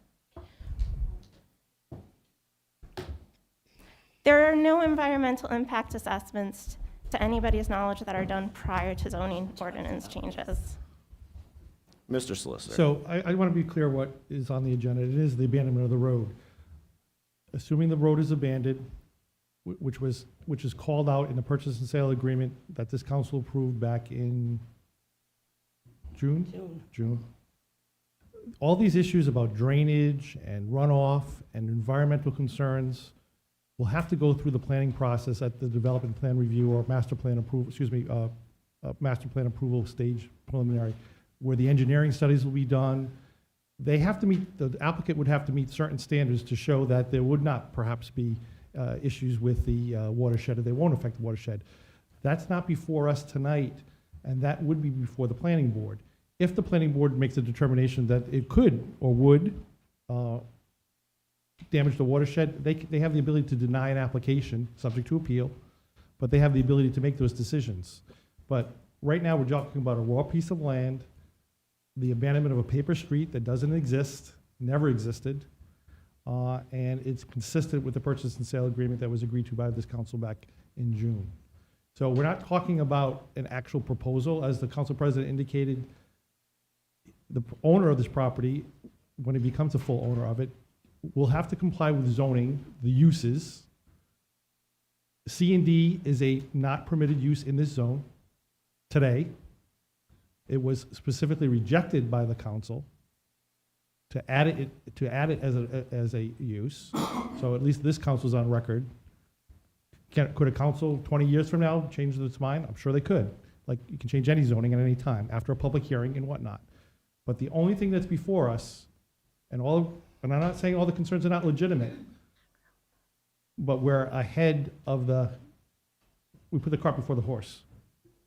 The only thing that's before this council is the abandonment of the road after notification, and all the issues that are being discussed by you, or concerns, which I'm not saying they're not legitimate, those will all be dealt with like any other project before the planning board. And if they don't meet the standards, if the planning board feels the applicant doesn't meet the standards, they will deny the application. And even though it's a permitted use, it might not be allowed because of the standards that needs to be met. But that's way in the future. They haven't submitted one plan to anybody. The only thing that's before us, and they can't submit a plan because they don't own the land yet. And they need to own the land, and part of the purchase and sale that was agreed by this council was the abandonment. That was a contingency, an abandonment of that street. Just like we abandoned other streets for the hotel and for the Iceplex complex or the car barn. So this is not unprecedented that we've abandoned paper streets. And just so you know, I'm sure you do, a paper street is a street that exists on paper but doesn't exist anywhere else. So, Mike, it's kind of a little off subject, but it's something that you just said. The motion at that meeting in August, I guess it was to make it you couldn't do it, but there was a motion to write a description for a C and D. Right? Am I correct? So, yes. right, we had to, So- right. So it's a We non-permitted. had to describe what it was, yes, I'm Okay, sorry. but did we ever get that? Yes, that's part of that ordinance, yeah. Well, the only thing we did, the original ordinance, Right. as proposed, was to permit it. So we had a definition of it, and it was a P in the use table. Correct. Right? At the council, I think Councilman Edwards changed the P, which was a new proposal, To to an an N. N. So now you look at the definition and you look at the N, and so that tells you that facility, C and D, is not permitted in that zone. And that's exactly what we did. Okay. Definition was already there. The definition was already there, though. I think that, I'm not sure that, I know that there was another, there There was was a another. definition there. I think that we might have been clarified, or maybe, but there was another meeting back in, It came there to us. was another meeting back in May in which we had a whole slew of definitions that were before us, including the car vault. But whether the definition existed then or not, it's very clear that the definition of a C and D facility is now defined in our ordinance, and it is a not permitted use in that PDP zone. Anywhere in town, Or any frankly. zone. Any zone in town, to be Right. perfectly honest. It came to us from the planning board, that Right. definition, and if we did anything, we modified that definition. I believe But I that it don't came, even I think we believe did. it I came don't from, even- I don't I believe it came from us back in April 2025. We sent it to the planning board for their recommendation. They came back, and so that, So why was that motion made in August? we changed it because it was a permitted use. It was after a public hearing. We were going to allow it. And then it was an N, but then we. No, it was a P. Right, but then we made it for- an And N. we made it N. That was after the public hearing. The council decided not to allow it. Section 13. Worked. We're talking about the use. But I would like to say that road I was back in the council then. That road was put there, that was one large property, so was a lot of those properties. At the time, our consultant said that we could sell these properties better if we put paper roads there so that we could separate them and sell them individually. Since then, that hasn't really worked out. People want a larger area. But that's why that paper road was put there originally, to subdivide one large area. I wasn't there, Yes, so I was there. I can't speak to that. And if I could just add to what Councilor DiMedeiros shared, prior to Mr. Jones taking the administrator's helm, our former administrator said numerous times in public that his end goal plan would be to wipe out all those little tiny lots and make them into larger lots, because they weren't, that nobody was going to buy them. Nobody knew that, but yes. Yeah. So anyways, Ms. Heffron, we've taken up too much of your time. I just want to add to what our solicitor was saying, the standards. I think we've made some heavy changes to our performance standards. When these developments come in, there's quite a bit of a criteria they're going to have to meet on the new performance standards in these developments. So I think we've made some heavy changes there that these developers are going to have to follow. And if they don't meet the criteria, they're not going to get approval from planning. So I just wanted to throw that out there. Okay, so I'm just going to close with this. Given that the parcel is under agreement with Mr. DeMello about our watershed, it is imperative that you listen to the will of the people and abandon a development consideration that is not worth the risk for so little tax revenue.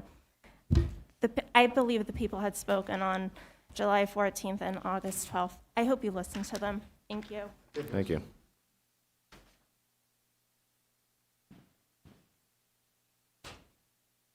Name and address for the record, please. I'm Gayle Lawrence. I live on Long Pasture Way. I'm wearing my League of Women Voters Observer Corps button tonight, but I do not speak on behalf of the Corps at this time. Right now, it's clear that our community has more questions than answers. And I think the gentleman who spoke earlier hit the nail on the head, because we don't feel that things are happening in a transparent, observable way.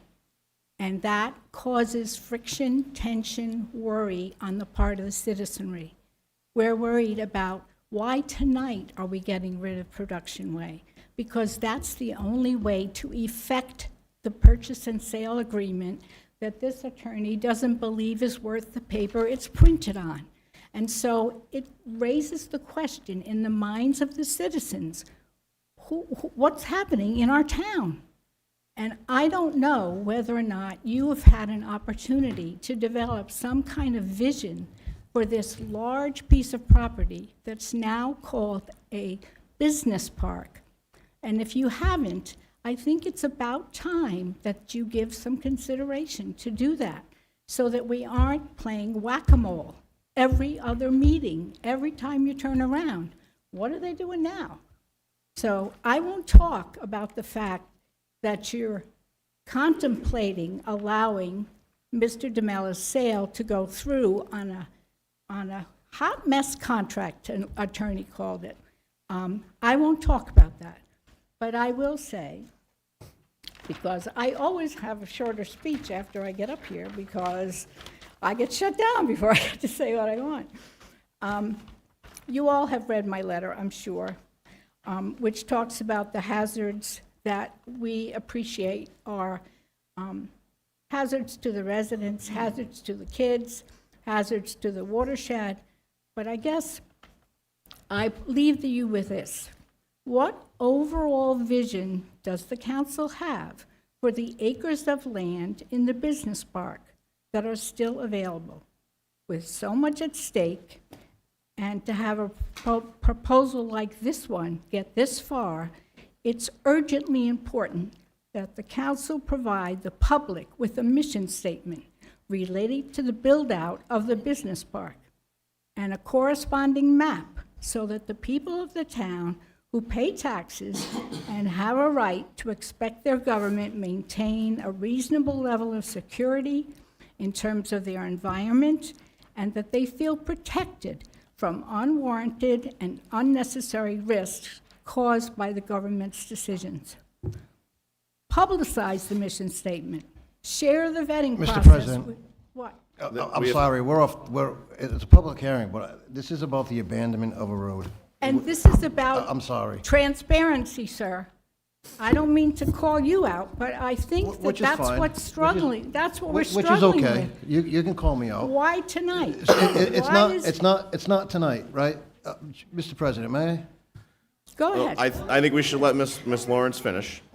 It's okay. Well, anyway, I do think that, in not disrespecting you, Mr. Comito, because I think you would work in earnest to understand what the challenges are to the town and what the citizens are feeling and thinking. I appreciate that you do that, so I don't mean to be snarky with you. But I feel a little snarky right about now. Back to my original, my point. If you don't want people to get up and be upset about the abandonment of a road that somehow is in their minds linked to a purchase and sale agreement, to a business that they absolutely do not want to see in their town, then you have to figure out a different way. So I suggest, publicize your mission statement. What is your overall plan for the build-out? You must have talked about this. Share that with the community so we know, and with potential buyers so they know. And prepare and display a large map with the current proposed uses and identify. People would like to see, like an architectural plan. This would be nice. This is where the hotel might go. This is where the Longplex is. I'm searching on Google Maps, trying to figure out where these parcels are and how they impact the neighborhood. So I think there is an information gap that could be closed. I know you have a lot to do, but I really think that if people are entitled to feel safe in the decisions being made by their government. Ms. Lawrence, thank you. I just want to add, I think you said something really cogent to this discussion. In this whole thing? When you said that people are looking at the road abandonment and creating mental links between something else that this is not. So I want to thank you for making that point. Okay, but it does say it in the contract, that in order to effect the contract, that road must be abandoned. So we were very clear, and you know how I voted on this, okay? I do. We were very clear in that back in August, and I've been clear with you. That P&S is from a point, and I'm not going to get into the discussion of whether or not it's valid, that's up to our attorney. That P&S had conditions. One of those conditions is before us tonight. One of those conditions was approval of a construction and demolition, zoning change. We, As a use, as a use. permitted use, yes. Right, as a permitted use. We declined that. We said, no, we put it in the zoning map, in the zoning ordinance, it can't be. Now, Okay. can something change in the future? Absolutely, I can't predict what's gonna change in the future, but this council is on the record, as the solicitor said, of saying, no, we can't just go take that P&S and take that out. Mr. Mello has the option of saying, well, if I can't do it, here, take it back. Thanks anyway. Right, he hasn't exercised that option. But that doesn't mean we can go and strike that language. It just means that it's already been negated because of the action of the council. He waived that condition when the council, he could have walked away from the agreement at that time. He did not. That is his option to do so. And that was made clear to us after we approached him. But- Now that this has been, the zone change has not been approved, what is your, would you still want to go forward with the PNS? He could have said, no, we do not want to go forward. And he said, I still want to purchase the land. So that's why we're here today. Because another condition is that we abandon this road. Okay, and if you elect not to abandon the road, then that's one more strike against Well, his then effort. we would be in breach of the contract. You would be in breach Yes. of the contract. So you are essentially held by the throat, and you have to abandon this road. Well, when I Is say, that what you're saying? I'm saying that this purchase and sale didn't come out of thin air, right? So this was negotiated by the parties. It was approved by the council in a very public fashion. The resolution was put on the council agenda back in June. A copy of the P&S was attached to Okay. the resolution. So, this notion that there's been no transparency is a little concerning to me because all these records and all this contract was all put on the record. Thank you. The council did it in a very public fashion and made this available. So it was available since June. And yes, so one of the conditions that this town must meet, or as a condition, is that he's purchasing those lots plus the land where production way is. So yes, it was a condition of the seller that we abandon production way. That is a condition that the town must meet. And Okay. and that's what brings us here tonight. Yes, so in other words, this is your obligation to him as a buyer. As a seller. You're the seller. I know, it's our, the You seller's are obligation to the obliged buyer. to give him the abandonment of the road. Correct, and that was agreed back in June. Okay. Which we would do whether it was Mr. DeMello or anybody else. It's not just because it's Mr. DeMello. We were looking to get rid of all the roads like we've discussed But in the area, right? Can So when we talk about information gaps, I think our solicitor just said it correctly. This has been out there since June. My colleague to the left has just stated what I was trying to say a few minutes earlier. So we have not hidden behind any non-transparency thing to get this done or to abandon a road. This still needs to go, like the gentleman was saying, Dave, this still needs to follow a whole nother process. That's a good thing. It really does. And if he, like I said earlier, if he doesn't meet the performance standards or the planning board has whatever he wants to do up there, there's nothing in saying that we have a purchase and sales to say automatically he's gonna be putting dumpster up there. He still has to give us a plan, it has to be a master approval, there's a whole nother step that this has to go through. All we're doing tonight is abandoning a road that we would do if anybody else was looking at the property, we would have to. Okay. And this entire council shot down a C&D because of all these concerns that everybody's bringing up again tonight. As long as this council's here, we're not gonna have a C&D anywhere in town. That's all I can say. That's heartening. It 10 really years, is. 5 years, 6 years, if the council, next election, if they determine to do something different, that's out of my control. You can't help that. And if I get reelected, I will fight to not have a C&D again. But all I'm saying is that, what, you want to But I guess, jumping on my bandwagon? all right. And trust me, I am not running for a seat on this council. No way, no how. But I do want, This is a very simple process we're here to do tonight. It has I nothing know, to do with and, any of it. and however, because in the minds of people, these things have become coupled, because they did see the purchase and sale, they did not feel it was a good thing to do. And so I think that whatever ways that we go forward with this, as a community of concerned citizens, we have to do better. And it's not on you entirely, it's on some of us. I think we truly listen, and I think But- being next to the watershed and the property being right on the watershed, there's a buffer between there, the runoff and the way the water goes. I've looked at topography, and it might be a different map than what Dave was looking at. I see water direction and elevation. It tells you which way the water's going to go, Exactly. right? Yeah. So I do a lot of due diligence and try to make the right decisions. And to be honest, before we were selling any land in the industrial park, I believe that Mr. DeMello was one of the first offers that we ever got to buy land in the industrial park. Okay, When again- it was sitting there for 20 years empty. Okay, So we went into negotiations with him. We ended up with a purchase and sales. He started pushing, other people started looking, other people, now the whole thing is rolling, right? And we talk about Longplex and the hotel and the Iceplex. He hasn't purchased any more land. So Well- until that happens, right, this is all rumor mill. Yes, it It's is. all rumor mill.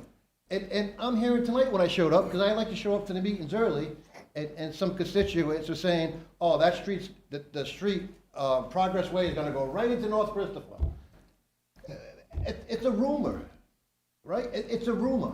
Conspiracy. Right, it's Yeah. a rumor. And Who's I would try to fight everything I could to bring an industrial park, a business park, a technology park, all the different names we have for it. I would fight tooth and nail not to bring that into a residential neighborhood. There's no reason for it.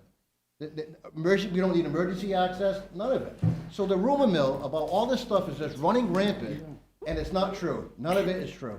Well, I wouldn't say none of it's true, and I would say that None of it is it's true. important, however, to recognize, and that's to my last point about having a vision, having an overall plan. What do you want to see in this town, and what do you believe the people of this town want to see happen in the business park?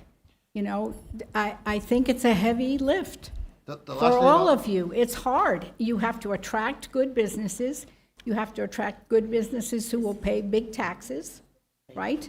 I mean, we get it. But I do think that people's confidence gets shattered when they get the sense that something's happening that's they're not fully understanding, or that it jeopardizes their personal lives. And, you know, we get that, right? All right, thank you, everyone. Thank you. I'm tired of standing up here. I've been up for so many hours. Any other members of the public like to speak on the road abandonment?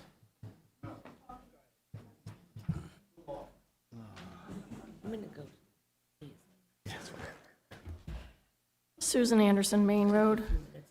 I'm with the Zoning Revision Committee, and for the past 2 meetings, we have been talking about the watersheds. And at our last meeting, not the one we had tonight, but the one we had 2 weeks ago, we had written a letter to the planning board. Right. Planning board. To the planning board to have, where the Stafford Pond Watershed was created umpteen years ago, right? And it wasn't really defined as well as it could be today with the technology that we have today. So, knowing that, we wrote a letter to the planning board to ask them to get an expert geologist to relook at the boundaries of the Stafford Pond watershed in particular, because it was created so long ago. There's been a lot of development in that area, but now that the business park is growing and it abuts the current boundary of the watershed, we want to make sure that, yes, that is true, that is the boundary, or no, the boundary should be moved, whether it's inside the park or outside the park. But that needs to be done before anything can be done there. It doesn't matter what business you put in there, but if it's within a watershed, that really defines what can and cannot be. And if the watershed moves so it's inside the park and not abuts it, I think that's our what solicitor. we're concerned about. So- Our No, solicitor can my- add some my- color to no, your no, point. My I'm not saying concern anything, I'm is, waiting. okay, but my concern is whether or not you abandon this road, it needs to be looked at, the watershed needs to be looked at before anybody buys that property. Because whoever buys that property has to maintain, if indeed the watershed boundary is inside the park now, you have to look at a different type of business that you can allow to be in that area. So can I just Mr. wanna- Solicitor. So, again, there is a process that would be followed, and let me just read exactly from our ordinance. This is master plan submission requirements, master plan. That's the lowest level of planning, it's the lowest level, the starting point of any review. Requirements for master plan and supporting material for this phase of review include, but are not limited to, information on the natural and built features of the surrounding neighborhood, existing natural and man-made conditions of the development site, including topographical features, the freshwater, wetland, and coastal zone boundaries, the floodplains, as well as the proposed design, concept, proposed public improvements and dedications, tentative construction phasing, and potential neighborhood impacts as required. So as part of a master plan approval, the planning board certainly has the authority to say, yes, this is a permitted use. They can't affect that. But you need to show us, you need to update, you need to show us where the boundaries of this wetland is and the drainage and whatnot. And yes, if it's done and it determines that the building has to be here or not here, or can't even go there, then you're not gonna get master plan approval. But that is the second step. This is only about anybody would have to go through that. So the authority that you're looking for doesn't rest with this council, it rests with the planning board under their own regulations. It does, because I'm asking you to pause anything regarding this until we establish where the new boundary of the watershed is. And I'm not, well, I can't speak for the council as to whether they were willing to do that. That's not my role. All right. If I could also add to the solicitor, I mean, the planning board does have wide-reaching authority on this. For instance, with another sale, a condition was added to hire an expert to go study rocks in the industrial park.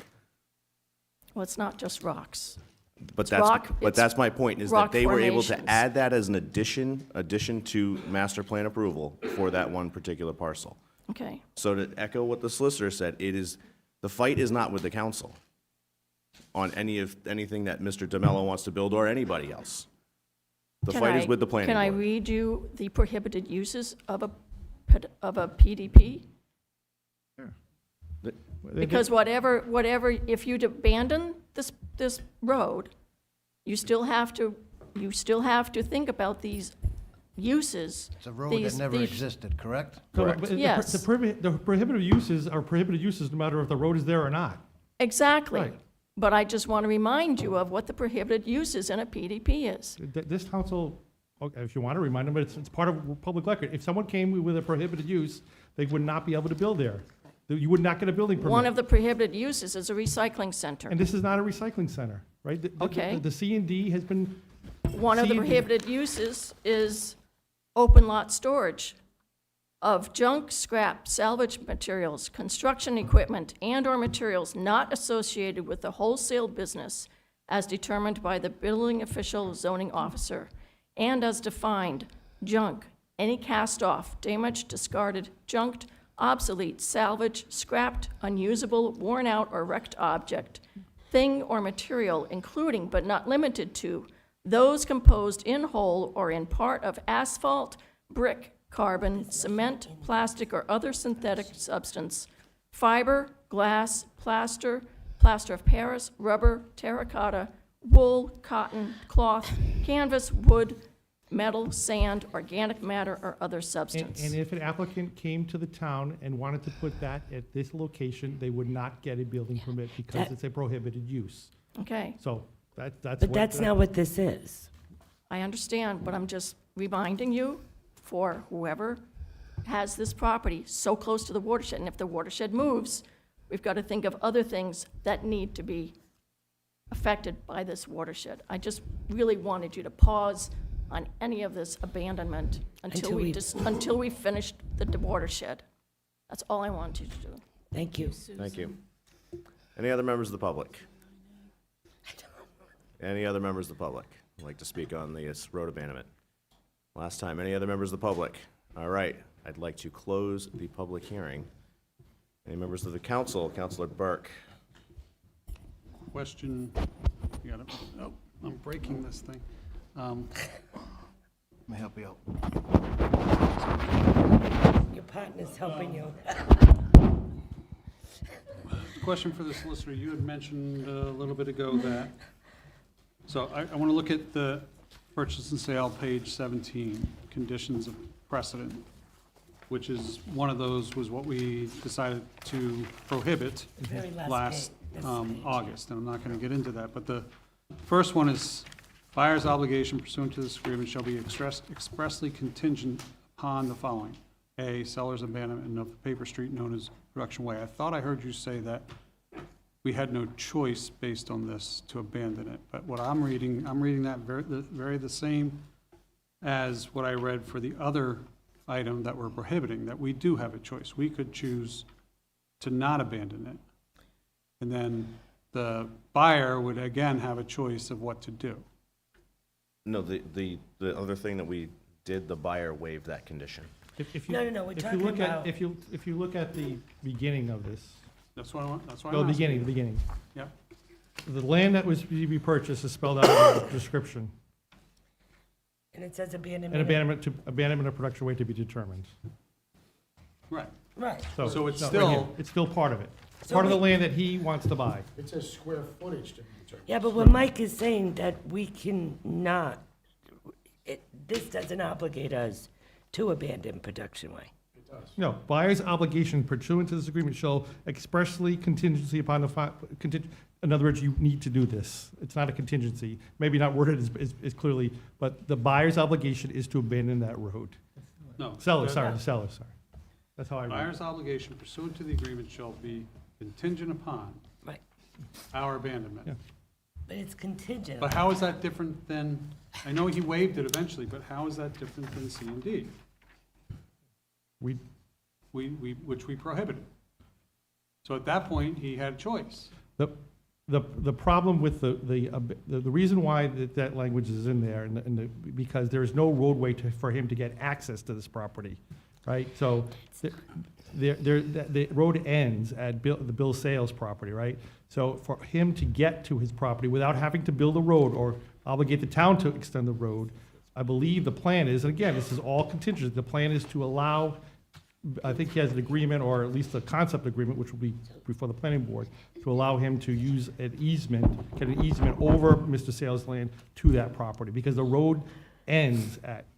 Right, but the road, The Production physical Way, road, the physical road that's there now ends. but Production Way isn't going to bring him access, We would have to build it. Build because I'm looking at it. That's the biggest problem here, is that we could abandon the road and sell the land to Mr. DeMello, or if Mr. DeMello walks away, some other party. But the town's gonna have to put this road in at some point, and I don't think that achieves the objectives that some of the other people who stood up here and spoke were looking to achieve. I mean, Bill Sales said that he could have access. we have Assembly Drive and Innovation Way to the south, too. Right. If a buyer comes in and wants to buy lots 7, 14, 15, 16, 17, 18, and 19, we'd have to abandon Assembly Drive You're right, and sell that with them too. you're right. Because nobody's gonna come in and into the planned development park and purchase a 1.136 acre lot. Otherwise, they would have sold at some point in the last 50 years since the town has owned this. Well,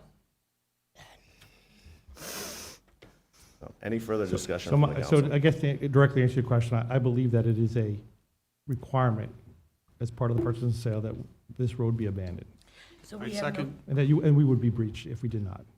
my second piece is I would like, just so we have everything out in the open, your perspective, not tonight necessarily, on Mr. Cardin's statements about this. So I have a lot of respect for Mr. Cardin. He mentioned that for the first time outside of before this meeting started. I've run my own timeline with this, and I believe we're still within the timeline. In addition, the buyer under this agreement had the absolute right, without any type of writing or anything, to extend the agreement by all deadlines by 90 days. The permitting process, or they call it the due diligence process. So, and he elected to do that. So I think we're within the timelines. Of course, lawyers can disagree, but I think we're okay with the timelines as presented. Again, I want to remind the council that we are acting, this did not happen in a vacuum. We are acting on behalf of the council that voted back in June it was to, before this to council. approve this purchase and sale agreement on negotiations that have been occurring since 2023. It is not my role to say it's a good idea or a bad idea, but the administrator and I believe that we have been diligent to the agreement that we were asked to move forward. And that's why we're here today, because we are now at one of the steps of that agreement, which is to abandon Production Way. And it was before this council, it was prior council I believe it was- I that think it was started ne- the negotiations. I believe negotiations started in 2023. Yes, yes. That's why I made a statement. He was one of the first people. Well, not the first, but. Well, there were some big projects, was big right around projects. sales, actually. Right, but there were some big projects that fell apart. Yep. Industrial buildings, right? Yep. They wanted the whole thing, and then the land sat for a long time. And then, in my eyes, Mr. DeMello came forward to try to purchase some land. It was prior to me getting on the council. We've had discussions in executive session. We came to this agreement with a purchase and sales Now, once he started, I think he kicked the ball off road and everybody started looking at property. So in my eyes, there's still a process to go through. We had a purchase and sales, we had an agreement, and I think we should honor what we agreed to. And it's a road that doesn't exist. He still has a formal plan he has to go through with the planning board, and that's my feeling, so. And all those meetings with the planning board and through the administrative officer will be public. The plans will be submitted in public, there'll be time for public testimony. Again, he still has to meet the standards. It looks like, based upon what I just read to you, the master plan, there will be a mapping of the coastal features of that waterway, and where it is. So that's, that's something that the town would require, and they're in every right to do so. And it may be that the lines are not where they are today, they may be been extended, I get it. And because of that, there might have to be an adjustment, or maybe he won't meet the standards, and he won't be able to build there at all. But that's, we're not at that point yet. We're at the point of abandoning a roadway that doesn't exist except on paper. Any other members of the council? Councilor Paul. I just want to, this isn't a case of two wrongs makes a right or two wrongs doesn't make a right, whatever you want to call it, but I want to point out, I'm looking at this watershed map. You've literally got 2.5 schools sitting in the watershed. On a daily basis, you're looking at a couple hundred cars at the high school, another couple hundred at the middle school that are in and out of there. And then you've got a whole neighborhood to the west side, and how many of those have sewer access versus septic? And again, I'm not saying this is right or wrong, but there's a lot more concern than what we're looking at right now is we're looking at water quality. Any other members of the council? Be careful. I do have one question for the solicitor. So if we abandon Production Way, how accurate are the GIS maps that we're looking at? Because it looks like the proposed cul-de-sac actually sits on top of some of Bill Sales' operations. So there'll be, as part of the abandonment, there'll have to be a new survey, because these lots are going to be merged, including that road. So we're requiring a Class 1 survey. The planning board will require a Class 1 survey, as we do, as part of the purchase and sale, that once, because we need a description of what this lot's going to look at. If you recall, when we abandoned the roadway for the car barn, we did get a survey, and actually, he wound up, there was actually more land there than we thought. But that's why we have a Class 1 survey done. And then that's why the purchase and sale doesn't call out the square footage of that roadway, because we don't really know what it is until a new deed can be drawn and with meets and bounds description, so. And that's also happening on Communication Drive too, right? Enterprise Way. I believe, Enterprise yes, Way. So could we still have, But we're not there yet. That's another PNS, we're not there. well, and But there's again, still Technology Way too, which is another one, as well as the other two at the back of the park, so. All right, any other questions or comments from the council? Okay, hearing none, do we have a motion? Up or down? I'll make the motion. Counselor Camino? Yes. Motion to abandon Progress Way. Production Way, sorry. Production Way, not progress. Not progress. No, definitely not progress. All right, motion's been made by Counselor Camino, seconded by Counselor Perry. Any further discussion? This would be the abandonment of Production Way. Hearing none, all those in favor? Opposed? All right, next item on the agenda is the approval of proposed ordinance amendments to the Tiverton Code of Ordinances. I'm actually going to ask that we continue. Perfect, so let me do this, and then we'll go right back to them. Thank you. I appreciate your diligence. So I'm going to ask that we continue this to March 9th. All right. I don't even think we need do we need a motion? I do want to vote for the public hearing. Okay. So we're going to, motion been made by Counselor Burke, seconded by Counselor DiMederos, Counselor Paul. Any further discussion? Hearing none. All those in favor?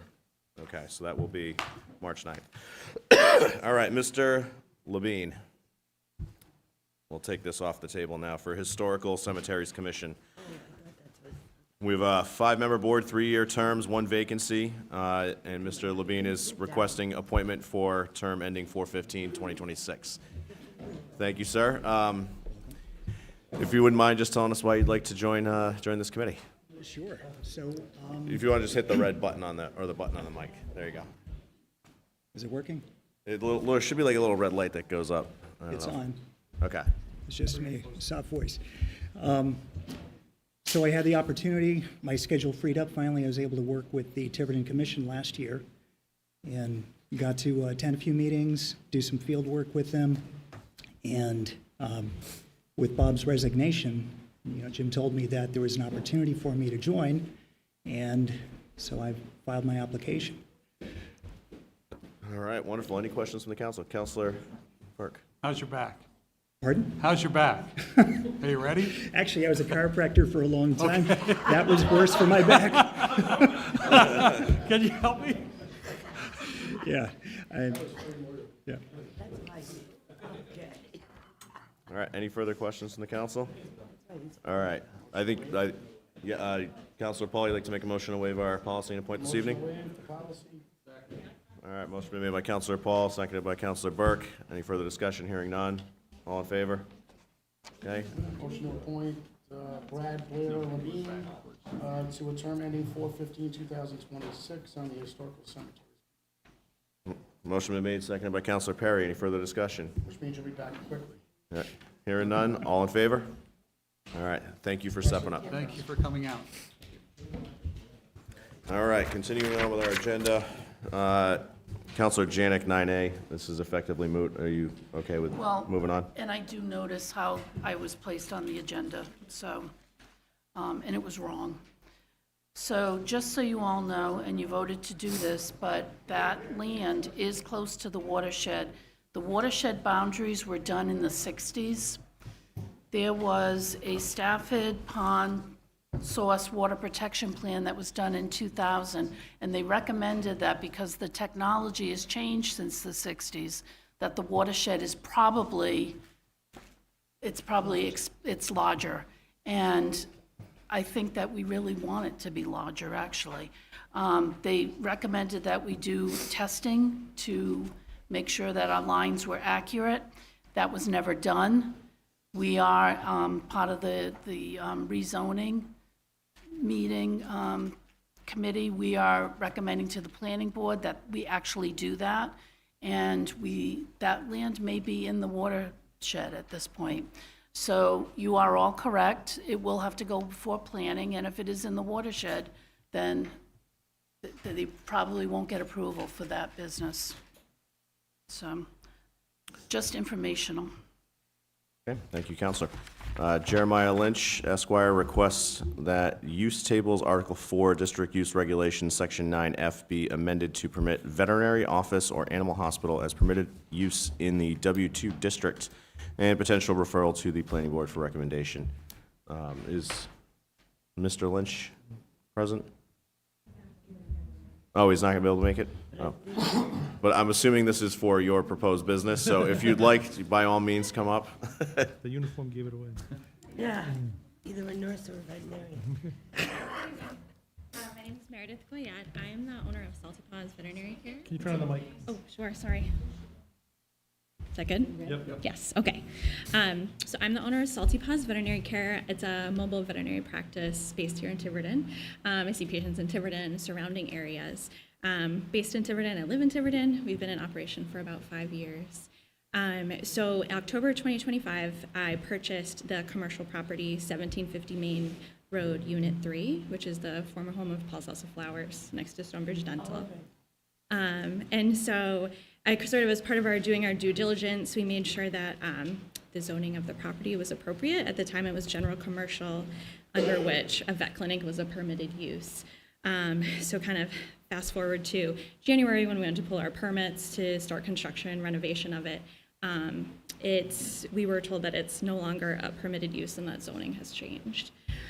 So I'm here tonight to request that you allow an amendment to the zoning ordinance to permit us to have our veterinary clinic at that location in W2 area. So just for clarification, I believe that this, I think, sorry, I forgot your name, Dr. Meredith. Oh, yeah, yes. I believe that it used to be allowed in a general commercial zone, veterinary, but again, this council changed from the general C to the waterfront districts, and when we did so, we took that use out.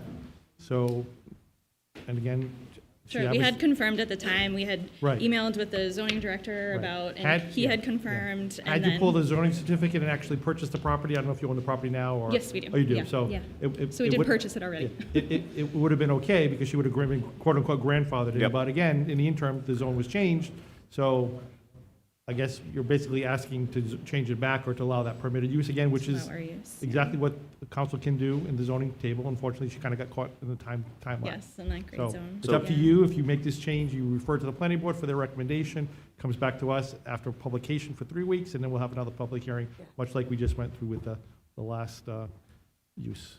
We just did this with the gymnasium, Well, it was a new use. but it wasn't allowed. It just wasn't listed. We came up with a new definition. Not the gymnasium, you're talking about what are you talking about? The fitness- Ixplex? No. I'm sorry. Personal wellness. The personal the, wellness, in the same, right in the same area. Yeah. Yeah. We just permitted the use on the table on Main Road, right across from Coastal Road. Well, Yep. the best I can, the thing that I remember is more the cat rescue, right? That was also changed, right? We allow that.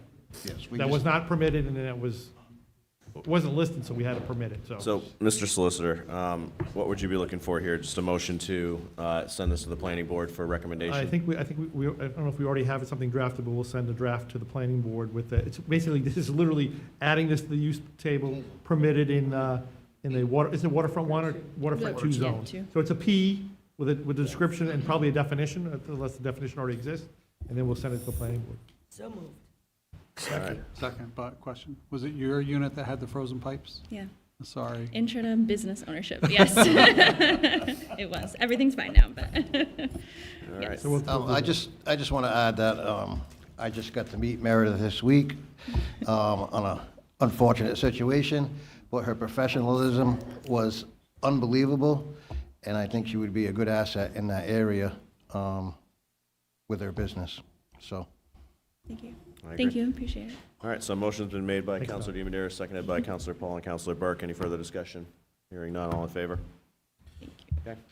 Thank you for your Now we time. gotta go through the process, Yeah, I know. unfortunately. It doesn't happen overnight, Doctor, Yes, so I apologize. It's yeah. probably. I was gonna say, what are the next steps? Maybe like, Where are we the at? next, the planning board will get a proposed ordinance from us. They have to make a positive recommendation they have to make a recommendation within 45 days. Okay. If they don't, it comes back to us either way. And then we have to advertise it for 3 weeks. Okay. And then there'll be a public hearing, and then after the public hearing, it can be adopted. So that's, and that's Sounds all like set. May 1st, basically. And that's all set out by state law. It's nothing that we, Yeah. it's all governed by state law. The planners walking through the door, maybe introduce yourself. Okay, sure. Thank you, appreciate it. Good luck, Doc. Thank you. Thanks for your time, everyone. Thank you. Have a good night. All right, next item on the agenda, Council President, discussion and possible vote to approve Resolution 2026-0002 in support of municipalities collaborating in reviewing, analyzing, and responding to the 2025 affordable housing laws, and direct the Council President to sign the joint statement on behalf of the council. Everybody should have received this in their backup. This is just one more step that we can take to poke the General Assembly in the eye. Do we have any questions? If not, I'd like to entertain a motion. Motion to approve. Yep, Counselor Janick? So it does talk about just the town of Tiverton.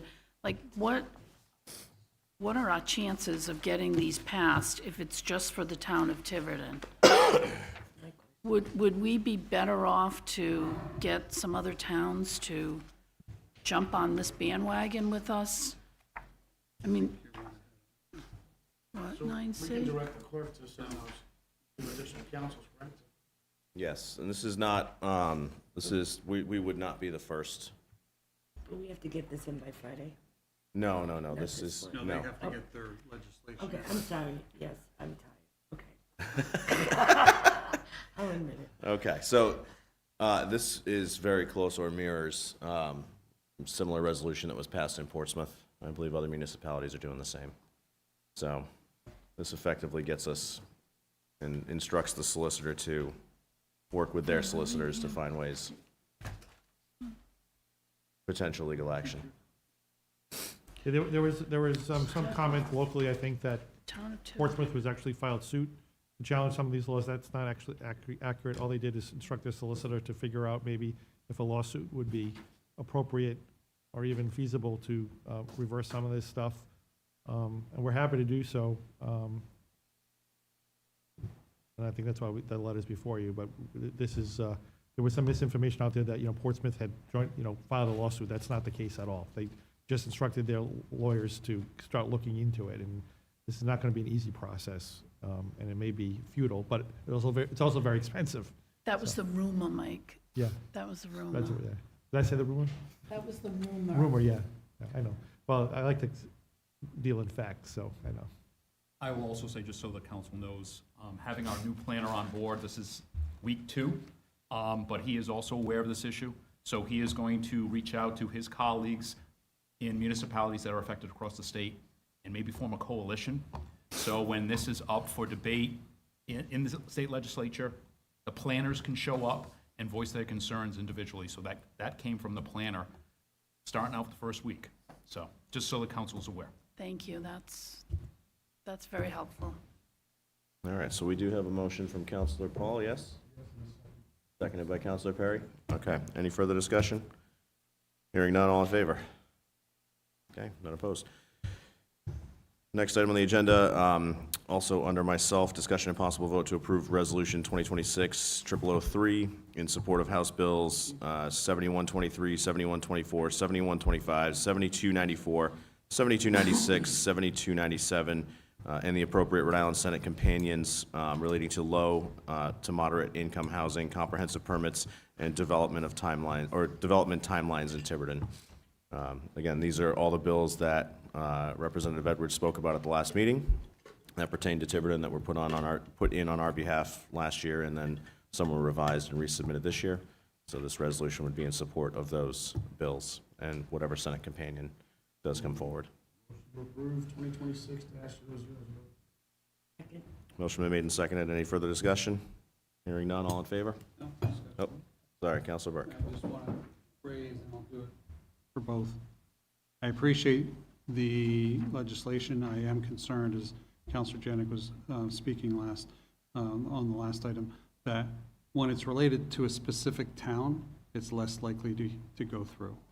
So I appreciate the desire to put us on the map, so to speak, but it is more difficult for town-specific legislation like this that affects broader legislation, broader statutes to go through.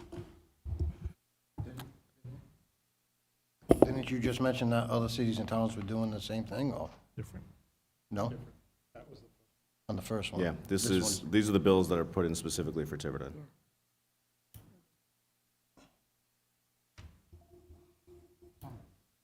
Not all of them, some of them. All right, any further discussion? Hearing none, all in favor? Okay. Next item on the agenda, again under me, discussion and possible vote to approve Resolution 2026-0004 in support of House Bills 7292, 7293, 7372, and appropriate Rhode Island Senate companions in the Rhode Island, in the appropriate Rhode Island Senate companions related to land use, housing, and zoning in Tiverton.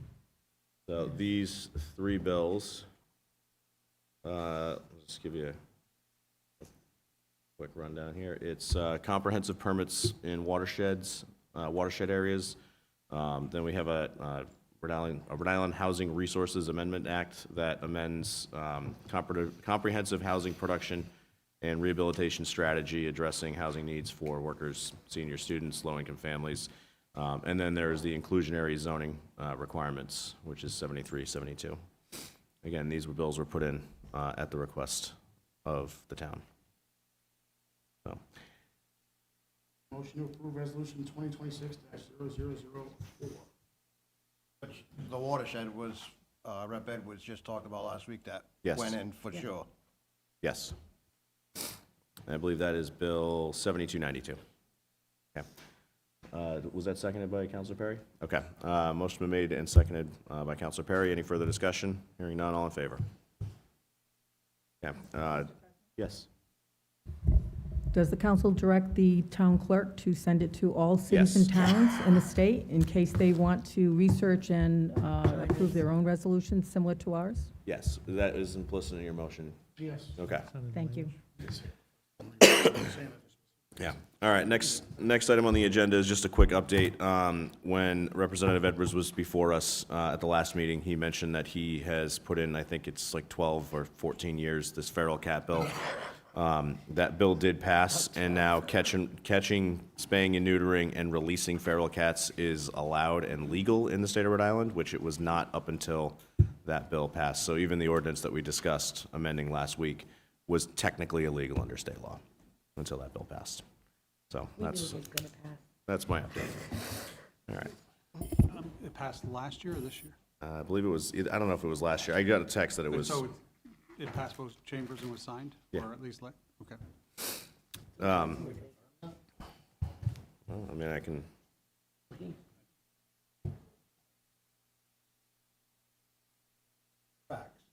Listen, Look at Josh, he's waiting to come up. it was effective without governor's signature. Next item on the agenda, Fire Chief Ferreira, discussion and possible vote to approve purchase of fire station furniture for $9,331.09. Chief. Thank you for having me tonight. Requesting to purchase and replace some used and abused furniture in the fire stations. And I would like to say they're extremely used and abused. Yes. I saw them. And it's a shame that we're making these men that stay there. Not necessarily abused, but very, very. Yeah, they didn't abused. abuse it, but I mean, you should see this, and it's not fair, so. What's the matter, you agree? No? To I just continue, think they're very comfortable when they get broken in. They're more than, to continue to move. they're the more clock- than broken in, Craig. To continue to I move like the to deal clock with here, facts. I will make a motion to approve the purchase of fire station furniture for the amount of $9,331.09. Where's it gonna come out of, do we? So that has to be on the motion. And that's in the motion, it's count 640. From Municipal Capital. Okay. Motion been made by Councilor Paul, seconded by Councilor Perry. Any further discussion? Hearing none, all those in favor? Thank you. All right, thank you. All right, next up, Building and Planning Departments, discussion and possible vote to purchase shared digital plan review display systems up to $5,000 from also 640 Municipal Capital. Getting straight to work, Mr. Planner. All right. Good evening. Good evening. So we are looking at a plan review table. It's a digital monitor that you can draw on, and it's what it allows us to do is take all of the plans that come in, and now we've all required everybody to submit digitally. Allows us to look at those full scale like we normally would with a plan, a paper plan, and then also to mark up right on the table, save those markups in some software that allows us to then email those to applicants and be able to preserve and archive all of those markups. So it saves obviously a lot of time. It allows for collaboration between different inspectors, allows us to create that efficiency and not have to be buried in paper. Okay, any questions from the council? Councilor Janick. Does that interact with the software that when people apply for permits that we talked about earlier tonight? So what you'll be able to do is take those things from OpenGov and bring those plans into this. So you basically use your account in OpenGov, open up the plans that are in OpenGov, and then the inspectors can then communicate with an applicant to say there are some deficiencies on this plan, mark up that plan. But it's using a secondary software called Bluebeam, which is basically a PDF markup software made for plans and architectural drawings. But it interfaces with what we have now? Yes, the OpenGov. Yeah. That's great, thank you. Okay, any other questions from the council, or do we have a motion? Councilor Camino? No, I just think it's something that's long overdue. It might even be, am I wrong to say that it's state law they have to submit? Digitally? Yes. Digitally now. Digitally now? Yes, no more paper. So, I mean, I think, being in the fire department, the fire marshal pulls all his plans up on a nice screen, and he does a nice job with it, so I think this is just another tool that'll make our process, hopefully, a little bit smoother and faster. And just another comment, in our meeting prior to this, we were talking about trying to make the whole process of application for developments for homes, make it a little better defined, a little more objective, streamlined, and this would absolutely play into that. I agree.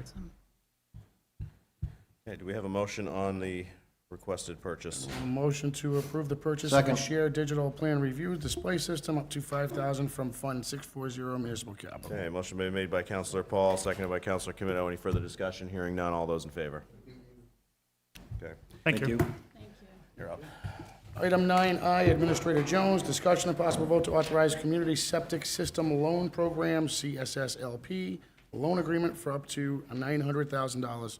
Mr. Administrator. Thank you, Mr. Vice President, members of the council. This is the program that allows, and I want to thank the solicitor. So in the past, in I think it was 2023, the town was given $600,000 through a community loan program to promote the replacement of septic systems. It's $25,000. There is an interest fee, but it's handled through my office and through my executive assistant. We ran out of money, so with the assistance of the solicitor, the application is due Wednesday. This year, we're getting $900,000. That should last us a couple years, but we already have 7 families or 7 applications waiting in that queue. So with your permission, I'll apply for that so we can get the money and we can get working on promoting the replacement of these septic systems. And that's probably about $350,000 from those families. Yes, sir. Yes, because I just did that. Yes, sir. Move approval? Second. Any further questions, further discussion? All right, all in favor? Opposed? Unanimous. Thank you. Yeah, I will. Oh, that's why you left. Yeah. Just for the record, I had to recuse from that discussion item. All right, next item on the agenda is Administrator Jones, authorization to work with Pare Engineering related to a request for proposals for trash pickup associated with the prior community survey up to $15,000. Mr. Administrator. Thank you, Mr. President, members of the council. So just for a couple points of clarification, I know that this has been discussed with trash. The current contract, as you know, is with MEGA. The MEGA contract expires this year. The survey that was sent out, which it is on the website, it was also on social media. Where? Because I've looked. It is on the website. It was, you know what I think what happened, sir? When we updated the website, so as was being spoken about tonight, I sent him a copy of it. I can guarantee you it'll be on the website if it's not already. That is one data point in a bigger and larger conversation. Obviously, as you know, it's my job to present to you the facts. And I've heard both facts from people who are in favor of the two-barrel system and people who are not. I've heard from the DPW director that we have issues with customer service. I've also heard that we have issues with routes. Given that this is a multi-year, multi-million-dollar contract, it's just not in my wheelhouse to write an RFP. What we've done in the past, remember that your former DPW directors have been professional engineers. And they did it. And they would do it, and they would put it out to bid. What I'm asking of you is to work with PAR, and specifically I chose PAR is because they handled the municipal solid waste landfill. And this is up to you. If you feel more comfortable bringing PAR in and asking them specific questions so we can craft a bid. I definitely think that we should go out to bid to get a competitive price. I also believe that we need to put into the bid what the community wants. Part of any bid process should be community input. Do we want to keep the bags? Do we want to go to stickers? Do we want to have a two-barrel system? We should also have part of any bid and contract moving forward contingencies about changing routes. I know I've spoken to several members of the council about there are portions of the community that have an elderly or empty nesters that they're only putting out those 1 bags. We also have development that's going on over the next several years that we might want to add routes to. The customer service piece has been huge for the current DPW director, because even though there is a hotline, as you know, our residents are calling the DPW garage, speaking with the executive assistant there, and then we're calling MEGA back. So with no disrespect to MEGA, I'm not saying that MEGA wouldn't get a contract, but I definitely think we should take an initiative to see what's out there. That is why I'm putting this in front of you, just to get me some help and some consultation about crafting a bid to put in front of you, so this way you can decide what you feel, what you're hearing from your constituents, the community needs for its trash services. Councilor Camino. And Councilor Okay, so where to start? So I do agree that I think we should go down the path of some type of barrel system. But I think before we go out for RFP, I think we need to decide as a council how we want to do that. Like, so, a lot of things were talked about tonight about cost, right? So I know part of the RFP is try to get a cost on and get this down. But I keep hearing that we're not putting out a lot of trash bags, right? We're putting out maybe one. After Councilor Perry has been driving around town looking to see what's going on, I took his initiative and kind of went and did the same thing. And like, he's pretty spot on about how many people put out one bag. So if we're gonna go down this path of what type of trash pickup, I think if we decided as a council to go down a avenue or one avenue or maybe a couple of different avenues, I think that might lighten up the cost of, I don't know if this 15,000 is in stone, but if we pick a path to go down, we're not looking at different RFPs for, they don't have to write, okay, we're just gonna use regular trash. Okay, we're gonna do every other week for trash pickup. We're gonna do 1 barrel or 2 barrels. So I think we need to decide as a council on what path we're gonna take and then go out for RFP. I'm not sure if that makes sense or not. I mean, and sir, just to be clear, you are the policymakers. Yeah. You tell me what you want to do. I would recommend that if you decide as a council that you want to do the 2-barrel system, you want to stick with whatever policy decision, you direct me. Right, but then that's again, what I don't do. know what the best system is. I don't know how we get information. So Which is why, if I could, sir, maybe if we bring Pare in and if have you a wanted conversation. to bring and listen to and give you an a la carte menu of options, I would more than willing to bring Pare in like they did with the recycling center, and they did the last time, make a presentation about what they can do for you before we commit to any money. Councilor Burke. A couple things. One is, I appreciate you help me understand why you're suggesting you need help. I'm not sure that dealing with the landfill is the same as getting garbage picked up. So I'm not convinced that Pare is, but I also don't know who else is out there that would do it. So my piece is, and to me, this is not just about writing an RFP, as was stated earlier by Councilor Paul. I think we do need to make a policy decision first and have all the information we need, because I have heard from many people that they don't want to move away. They don't want the barrels. Cost and all the reasons that were brought up earlier. And sometimes when you pass an ordinance or do something like this, yeah, there might be the majority who wants X, but you always have to think about those it affects the worst. And I think there are enough residents out there that moving to these barrels will affect in a lot of different areas, being able to take it out, the aesthetics, whether or not they can put it up front. For my house, they probably have to sit in front of my house, which isn't good for house value, plus animals. And others are in the same boat. So I think we, as a council, and when did you say the contract is up? July. July. So I think we have to make a policy decision first, and then do an RFP. Yes, sir.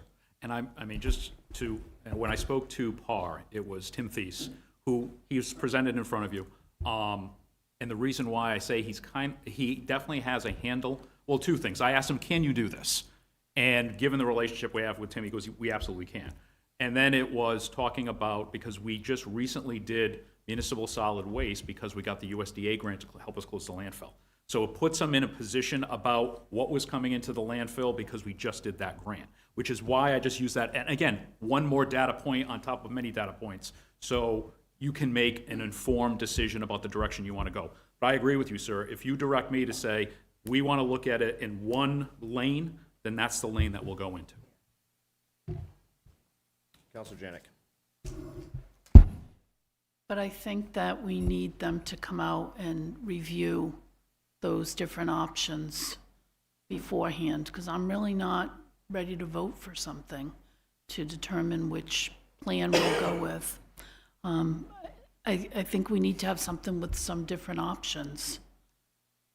I mean, I can definitely, if it's the will of the council, invite them back, and you can ask them these questions. Can you do this for us? How will you do it? And one thing that Tim and I did talk about was community input. I sent him the survey, and he did say, you have to have or he recommended public meetings and public input to this. So, Tim's very familiar with Tiverton in a good way, and he knows that this is, as it is in most municipalities, a contentious issue because we're changing.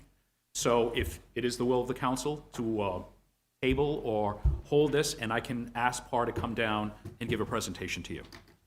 Do we know if Pare would be available for the next meeting? I can find out, sir. Okay. So in that case, I'd like to entertain a motion to continue this item to the next meeting. So moved. Seconded by Councilor Perry, motion by Councilor DiMedeiros and Paul.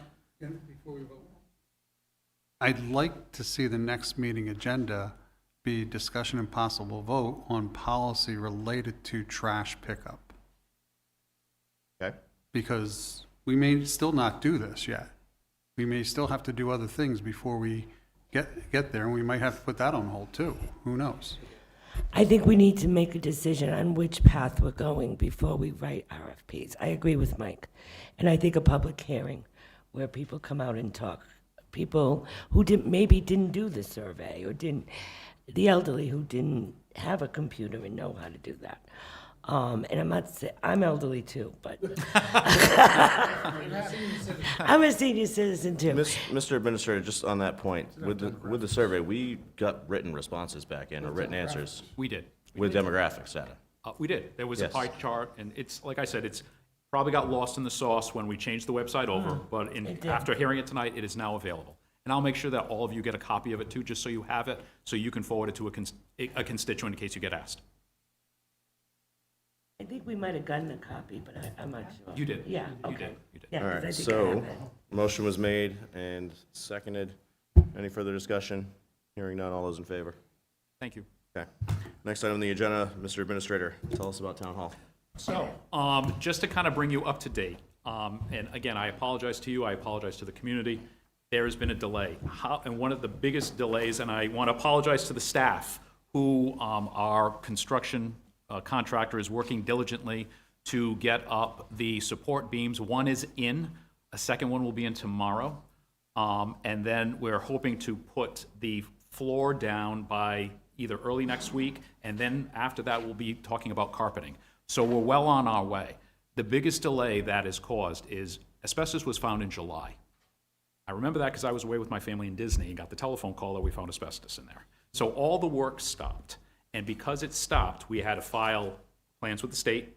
We had to get a state inspector in there. We had to do air quality. We had to file a separate RFP through you and approve funding to abate all of the asbestos, which took place around the holidays. So we lost 6 months, unfortunately, given the asbestos issues. But now that the asbestos is gone, and it is gone, we are now moving forward with the construction. And it's in 2 phases. I want to get you folks back in Town Hall, and I want to have meetings back there, as sooner rather than later. But at least, so you can enjoy it, Counselor. Just one So you want to have one time meeting, before we get so you voted cut the out. ribbon? So, the LVLs, one went in today, the second one went in. Anyone who wants to come in, I know several of you have come and have seen what's happening. The building, and a quick story, I'll diverge for a little bit. In removing the floor in the planning office, because there was water damage, as some of you have already noticed. We found a calendar from 1900 that was inside the floor 126 years ago, exactly. Right, really cool. So, it was all in pieces. It was all in pieces, Sue, I'm sorry. We took a picture of it. But in doing it, they, obviously with any historic building like Town Hall is, we want to make it better, we want to make it safe. And with our contractors, I give a shout out to them. They are going to do it so this way, when we have our meetings, that Town Hall is going to be around for a lot longer than it should be, and we're going to make it better. So as far as an update, the asbestos is gone. They're moving on the LVLs, the support beams, those 2 beams that hid certain council members, to include Councilor Comito. Sorry, sir, that's been removed. So you're gonna be large and in charge, so everyone can see you. And then we'll talk about carpeting in the council table. And then simultaneously, the wiring folks, and I'm gonna talk to our AV folks that are doing it now. They're gonna have a better ability to handle acoustics, to handle the speakers and the sound system for town hall. So I hope to have an update for you. We should probably, and I would recommend to you, we put this, as we're really starting to ramp up, as a item on the agenda moving forward for the next several meetings.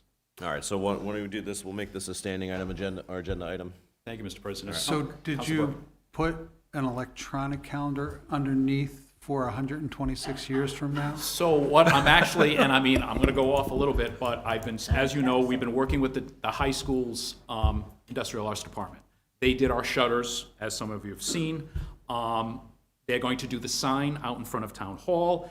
And what I've asked them to do, and I'm gonna work with Mr. Phillips to do an actual time capsule before we button up the whole town hall, and I think it's very apropos with the 250th semi-quincentennial anniversary, and I will let all of you know that before we button that up. Get that done before You get out of office, election. sir? So I'm in that box. Yes. I want to be in the time capsule. Physically in, or just? My happy face. All right, wonderful. All right, next item on the agenda, if there's no more discussion, will be Council President Edwards' discussion and possible vote to advertise proposed amendments to Chapter 2, Article 5, Finance, Division 4, Sections 2-130, 2-131, and 2-133 regarding school capital revolving fund ordinance to address the school deficit. So moved. Motion been made and seconded. For those watching at home, would allow us, we will have obviously a public hearing, but this will allow the town to be made whole from the reimbursement dollars that the school committee had received from RIDE. Yes, Mr. Solicitor. Assuming it passes. I just want to update the council. We did have a meeting with the Auditor General today. It was myself, the treasurer, town administrator, with the school department people. We told them that this ordinance was on the agenda tonight. They're very pleased with that because they figure out they want to either close out by March or into the next fiscal year. You'll notice that the ordinance does not list a specific amount what the deficit is. We do believe what we know it to be. We didn't get an ordinance. Did we? Yeah. Oh, I didn't. No, I know. it's all right, whatever.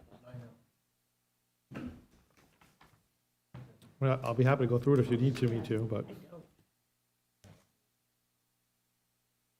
Right here. it's not an ordinance. It's Ordinance. I think I saw it when on my computer, Yeah. but I Yeah. didn't see a hard copy. It's So, just this language where it says Tiverton School Department deficit, it's the definition of the deficit. And then we go to the procedure. And then the procedure. And then effectively, once the deficit's repaid, this provision in the ordinance sunsets. Goes away, correct. So, and you'll be passing a joint resolution with the school committee as to agreeing, I didn't want any dispute as to what that deficit number is, so they have to sign off on it, we'll have to sign off on it, and we'll pass a resolution to that effect. It'll be very public what the deficit number is, and then once that's passed, and then once that deficit is paid, the treasurer will certify that it's paid, and we'll go back to using the money as the ordinance was originally intended. I can tell you, as of today, the proposed deficit is, the expected deficit was $1,249,282. Okay. Motion to made, 1,000,000. 249,282. We are waiting for the final auditors to sign off on that, but that's, the draft that we received indicates that's the number. Okay, we have a motion and a second. Any further discussion? Hearing none, all those in favor? Okay, none opposed. Next item on the agenda is scheduling the workshop with the Charter Review Commission regarding charter amendment recommendations. We had an initial discussion from now former Chair Janick, but I believe we wanted to have a more detailed workshop, decide what's up and down. So I'm happy to do that now, if the council pleases, or I can survey. So I have dates as well that I'm going to send out to you. I received those today, so it didn't make the agenda. but I have proposed dates and what members of the planning board would be available. So I will send that out after this meeting, so we can get that scheduled. All those dates are in February. What do you want to do about a commission? I mean, Want to do that? Do you have dates for those? I did not. I think that Councilor Janick Council would probably have, President? yes. The available dates were Oh, that's right. February 28th, February 21st, or February 14th. And we've nixed, February 14th. 14th is next. And I believe the administrator has a conflict on one of those dates as well. So what were the dates again, Joan? 14th, 28th?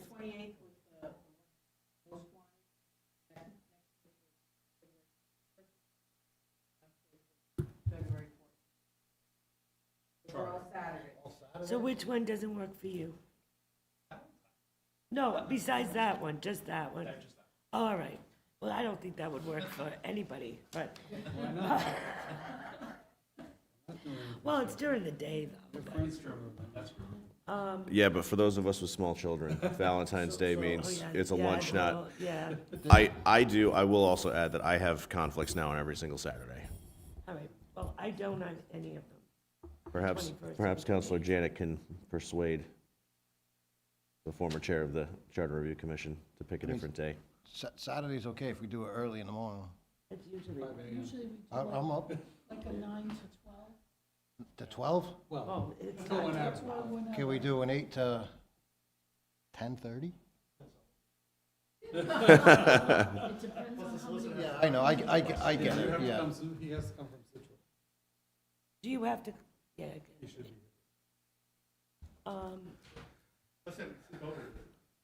I have plenty of room. He really does. All right, so what is the council's preference out of the 21st or the 28th? Either one of them. It's out, yeah, it's in the morning. All right, Dave, you bring coffee? You did last time, nobody showed up, right, Dave? It was my fault. all right, so The 28th? 9 a.m. 9 to 12? Not, I will be long gone by 12 because I have to go take my eldest It'll to. probably be a couple A hours, lesson. I would say. Depends on how many questions. All right. So charter review. So we'll send that out. And then the other one, you're gonna send us dates on? Yeah, I'm going to email the dates out to everybody and see what their pleasure is. Those are during the week for the zoning piece. Okay. Oh, we'll find available space. Senior Center.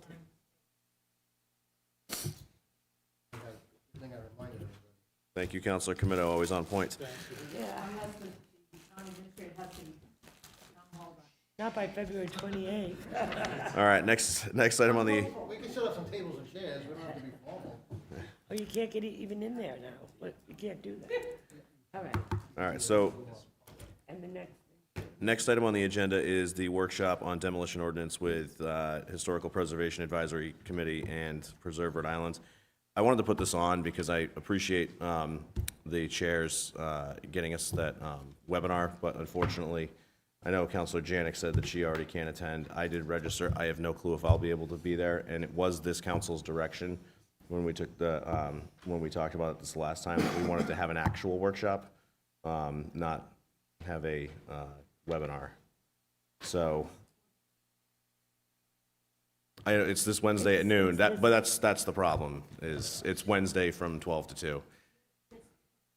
Correct. yeah, But it was this council's direction was to do a specific workshop for us. all of them. So maybe that's something we can investigate after the webinar happens. Did we say it was gonna be recorded?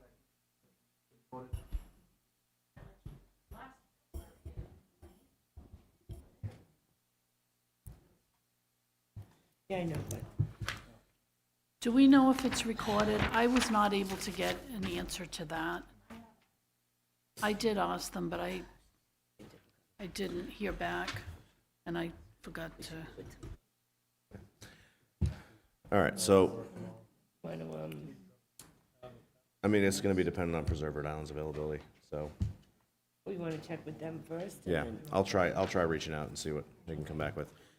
All right, That being said, I'd like to make a motion to go into closed executive session. Administrator Jones, Rhode Island General Laws 42465A2, collective bargaining, update on the AFSCME Local 2670A negotiations, and Solicitor Marcello, Rhode Island General Laws 42465A2, litigation, watershed development, v. Town of Tiverton, CANC 2026-0036. Do I have a second? All right, seconded by Councilor Perry. Councilor Comito? Yes. Councilor? Yes. Yes. Yes. Councilor DiMeneres? Yes, I'm a yes. Yes.